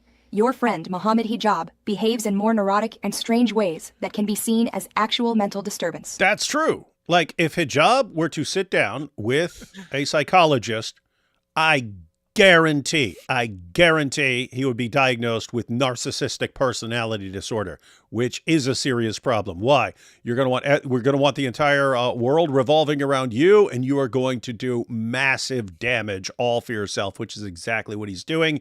And they're pointing, oh, but she's got ADHD and will need to take Adderall or something. Bunch of idiots, man. The manner in which he plotted. What's that? The weird thing is, even if it's true, so what? Mm-hmm. It's like what Thaddeus said before. Like, if you attack Christianity in a debate, that doesn't prove Islam is true. So let's say she does have mental health issues. Why does anything she saying false? Like, these people don't know that there's different kinds of mental health issues. Yeah. They're yeah. assuming. Yeah. Seriously, it's like ADHD. Okay, so you're hyper and things like that. You can have problems concentrating on certain things. It doesn't mean you're a liar. Doesn't mean you can't be trusted. Doesn't mean you can't remember information accurately and report the facts accurately. Right? There are disorders like that. Like, if you're a psychopath, then don't trust that guy. Narcissist, don't trust that guy. There are all kinds of people you wouldn't want to trust because of their mental illness. If someone's like schizophrenic, you might think, okay, well, I need to make sure that this person is in touch with reality and what they're saying or something like that. ADHD, and then it's, oh, she's got a mental illness, so you can't trust her. What does having ADHD have to do with not being trustworthy? These guys are bad, man. This is bad stuff. The way he gaslit the sister and got her to believe him points to his cunning sociopathy. Give it a rest. Hey, why are you? He's not a he's not a sociopath or psychopath. Don't be giving us a bad name. He's a narcissist. Narcissist. You defending against accusations that were never made against you. Soman did not say that you dishonestly claimed that she was ill. He said, and we heard, you conspired to smear her using her mental health issue. Mm-hmm. Funny thing is that you are playing a game straight out of the Ali drama playbook. Wallahi, I didn't blackmail Sheikh Tarone. Of all the people you decided to cozy up to and become a minion for, you chose the worst option. The liars and fabricators are who you went to bat for, whether for clout or channel growth or what. You're clearly deleting comments. This is Haram and Ebe. Muhammad Hijab had embarrassed us in the face of the world. Darn right. He did such a heinous thing. Now, more and more people are slandering our prophet and deen. That's true. I have never been so frustrated. This is a true testimony that most Dawah men are just Epstein's folks. Wow. May Allah hold you all accountable. Wow. Comparing it to like Epstein with all the girls and running this big ring and so on. They're saying that's like Dawah. That's what Dawah is. Wow. So Murad, if you're done slandering with no qualifications, declaring takfir without due process, and diagnosing mental health from behind a screen while having no credentials to do so, I suggest you take some time off. Go read the highly critical comments on your own video, calling you out, and come to the realization that your blind loyalty to hijab, when the world has witnessed his deceit and crimes, will always be a dark stain on your name, and will be something that you will be held to account when you meet your Lord. Based. What's up? One thing I wanted to bring up is, so they're bringing up this concept that I learned about recently because I never grew up learning about it. It's this thing called al-wala wal-bara, which is loyalty and disavowal. Mm-hmm. And it's like a very Salafi principle. It's like this very Wahhabi Salafi principle where it's like, I can tell people, I can say who's a good Muslim and who's not. But the problem with that position is it's extremely susceptible. If you can do loyalty and disavowal, then you can be disavowed yourself. Like it's not a very smart position. These kind of very like intense, rigid positions end up, backfiring, because the people can be rigid to you and just say, well, you're not really this, you're not really this. And I'm like, how do you, like, these people, how do they know that they're the real Muslim? They just believe it, like they just attest to it, they just claim it, and anybody who's their enemy, they say they're not. I'm like, most of these people, they're just, it's a tribalistic inheritance. Let's be honest. That's what it is. These people didn't really go and figure it out and engage and try to say, well, what does this thing mean? It's mostly just tribalistic inheritance. And it's like, well, what religion means to me is it's my tribe and my tribe is good. So anything that's related to my tribe makes me good. So if anything that attacks my tribe, it makes it bad. It's not really about a deep dive of spiritual transformation and, trying to have your, your soul or your deeper self washed again. Like there's no interest in that. It's just, a continuance of a tribalistic narrative. That's what I'm hearing personally. All right, we're at the final 50-some seconds, the final message. To all the du'at, especially those hiding behind silence, the time for neutrality has passed. We are at a point in time where there is nothing but humiliation. Darn right. Where we've witnessed many of them running for cover. The cowards. And don't think the shame is just upon those that have been caught in such egregious behavior and crimes. It extends to each and every one of you that remains silent. Silence isn't just cowardice, it is complicity. Everyone is witnessing how you all lack a backbone and how words are Yeah, you guys have a bunch of marshmallows where your vertebrae should be. cheap. Because the real test is not by words, but rather by action. And everyone is taking notice of your silence. You were meant to be men of Dawah. Instead, you became men of deceit. And now you've been unmasked. One by one, your names will soon be known. Wow. Allahumma musta'an. Can't say he doesn't give them fair warning over and over and over again, and 100% of the time he ends up doing exactly what he tells you he's going to do. And then you're all, oh, we thought he was bluffing. We thought he just wasn't going to do it. You guys mess with the wrong one, man. You mess with the wrong one. Oh, wow. Did I read this before? AP wears beanies now? Based. AP beanie. My ancestors were whales. Oops, sorry, from Wales. That's good. And last one. Europeans saved India from becoming Islam country. Well, Europeans did do some messed up stuff down there, but it is good to look at the bright side of any positive outcomes that happen. All right, guys, we've gone through that entire video, seen some powerful stuff. Final thoughts on all this? I keep thinking it's done. I keep thinking it's done, but nope, there is more to come out. So, guys, if you didn't understand that, like what else is he talking about? There were 75 of these Dawah guys. He's only mentioned a few of them. He's only exposed a few of the guys. And he warned them a couple months ago, guys, if you contact me and you condemn what happened and stuff like that, I'm not going to expose you. If you don't, I'm going to expose you. So he's been giving them time to come forward and do something to demonstrate their repentance, and then he won't expose them. But looks like more to come, guys. Looks like more to come. All right. Thaddeus, final thoughts on any of this? Yeah. Well, first on that, I mean, very generous offer. I would, in his position, I jump might have given at that offer, but I would have said they got to at least say something public, right? They can't just do it privately. But all he asked is that they privately come to him and say, yes, I was in the group, but I wasn't paying attention. I condemn it, whatever, right? Now, I mean, if they had actually participated in the chat, they wouldn't have that opportunity, obviously. But probably a large percentage of the people didn't participate. Maybe they didn't even read it. Who knows? But I would have said you got to say something public. He says you don't have to say something public. But even that, I think most people probably aren't going to do. I think most of them are just going to be like, well, maybe there's too many of us and he won't reveal me. And I think that we're going to see a lot more names come out. Now, I imagine a lot of these people are probably not well-known names. They're probably, some of them are probably like people's editors and people who help behind the scenes. Maybe people who go to Speaker's Corner, but don't record videos on their own, whatever. Not all of them are famous people, but I bet you we're going to get some more people that we know as well as this goes on.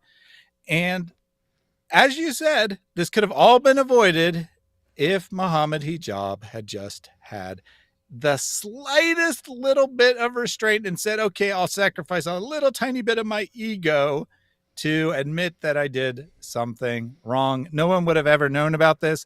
They could have gone on, and 85% of them could have continued to enjoy their secret wives. But nope, he couldn't do that. He's going to throw the whole community under the bus rather than be accountable for his own actions. Now, I have no sympathy for any of these guys, right? They're all responsible for their own choices. They're all responsible for being complicit, but they are still also victims of Mohammed Hijab in that he is taking advantage of them, taking advantage of their loyalty, and not showing the slightest bit of accountability on his own. And it is just utterly pathetic. I do find it encouraging how many Muslims in the comments, right? How many Muslims in the comment section have condemned this, not just on Dean's video there, as we saw today, but even on Ali Dawah and Mohammed Hijab's videos as well. In theory, the friendliest possible audience have a good number of negative comments. So I am encouraged that there are many Muslims who are against this behavior and willing to say something about it.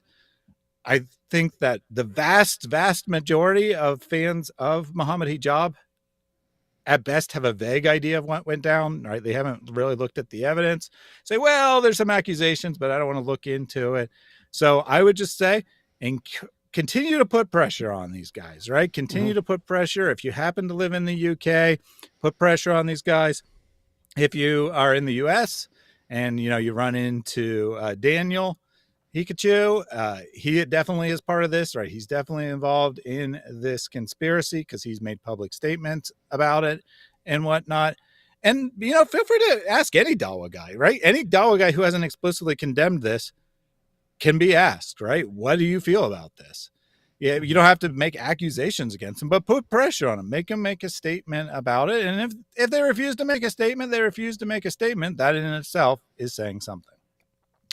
And I think it's actually, you might be thinking, really, do you need to go and expose every last person on the list? It's actually important. You want people to know, hey, you rally around some dude doing horrible stuff and think you get away with it. Nope. You were willing to throw a woman under the bus for your loyalty to an obvious narcissist. You need to be exposed for the future benefit of other people who might be in that same situation. In other words, future generation, hey, help me blame this woman and throw her into the garbage and maybe get her killed or something like that. You say, nope, we've seen this before, and it didn't go well. Issa, final thoughts on all this? Wow. I know you're going to say, how dare you criticize my religion? Well, I was going to say I'm just deeply disappointed. I'm deeply disappointed in humanity. That's kind of what I'm seeing. Just really disgusting and grotesque. Doing evil things in the name of God it's not something that works well for me. It really, and I feel Salman's pain, and I agree with him. I'm like, this is so bad. It doesn't matter what religion. Like, I think of I don't know what you feel about prosperity gospel preachers, but I see them and they're taking money from poor people, and I don't know, that bothers me deeply. We do not like prosperity gospel preachers. It's funny, I never asked you. I didn't. I'm sorry if that was a little bit of an offensive thing, but I just I'm so against exploitation. I don't care who's exploiting, but when I saw the one on TV, and I'm like, you're exploiting people. You're taking the last money that some poor people have, and I'm like, this is the same thing. It's an exploitation. It's sexual exploitation. You're exploiting vulnerable women, and you're using God to do it. You're defending your exploitation in the name of God. And I'm like, I can't endorse that. I hate it. I rebuke it. It's disgusting and gross and evil. And it's like, I think if I heard that and I was in this community, I'm like, you're not my friend. My friend would never do something like this. I don't want to be connected to this. Like if I was in that space, I'm like, this is not what friends do, and I'm not going to have anything to do with you. You need to go and take accountability for what you did and ask for forgiveness of this woman. You need to go ask for forgiveness, and you need to go and make things right with her family. That's what I would encourage. I said, if you want to be a friend with me, that's what you have to do. You got to fix all this crap that you did. If I was connected with Mohammed Hijab, that's what I would tell him. I wouldn't be like, you know what? Let's sweep all these bad things under the rug and just pretend like nothing happened and just continue to keep exploiting. It's trafficking, it's exploitation, it's evil, and it's vile, and it needs to be called out. And maybe I'm a little shell shocked by the whole thing, but it's just, then even Ali Dawah is a part of this too. And like they're saying, well, God, gives the stamp of approval. I'm like, what kind of God is that? Is this the God? Are you sure this is what you want to say is God? Like it would tell you to do these evil things. You want to say God did this? I don't know. It's like, it's just so bad. It's really, really bad. And it's bad. It's sad. It's traumatic. And, it's unacceptable. So I agree with Salman. I agree with the panel here. And, thank you for having me, David and Thaddeus, and allowing me to be a part of your panel tonight. And I don't know, I'm kind of hurt by the whole scenario because it bothers me deeply that these things are happening. And I hope there's rectification and that women like Sister Aisha will have liberation, will have transformation, and will be able to live normal lives after the horrible exploitation that they faced. Yep. And guys, Isa had some powerful words of wisdom for you, Dawah guys. I know you guys. You just you're either like clinically screwed up narcissist, or it's just adaptive behavior. It's how you behave in your group, so you start functioning like narcissists, even if you're not. And so it can be especially difficult for guys like you to admit that you're wrong and to try to make things right when you've done them. You just have to thump your chest and pretend everything is good. But trust me on this one. It's something I had to do.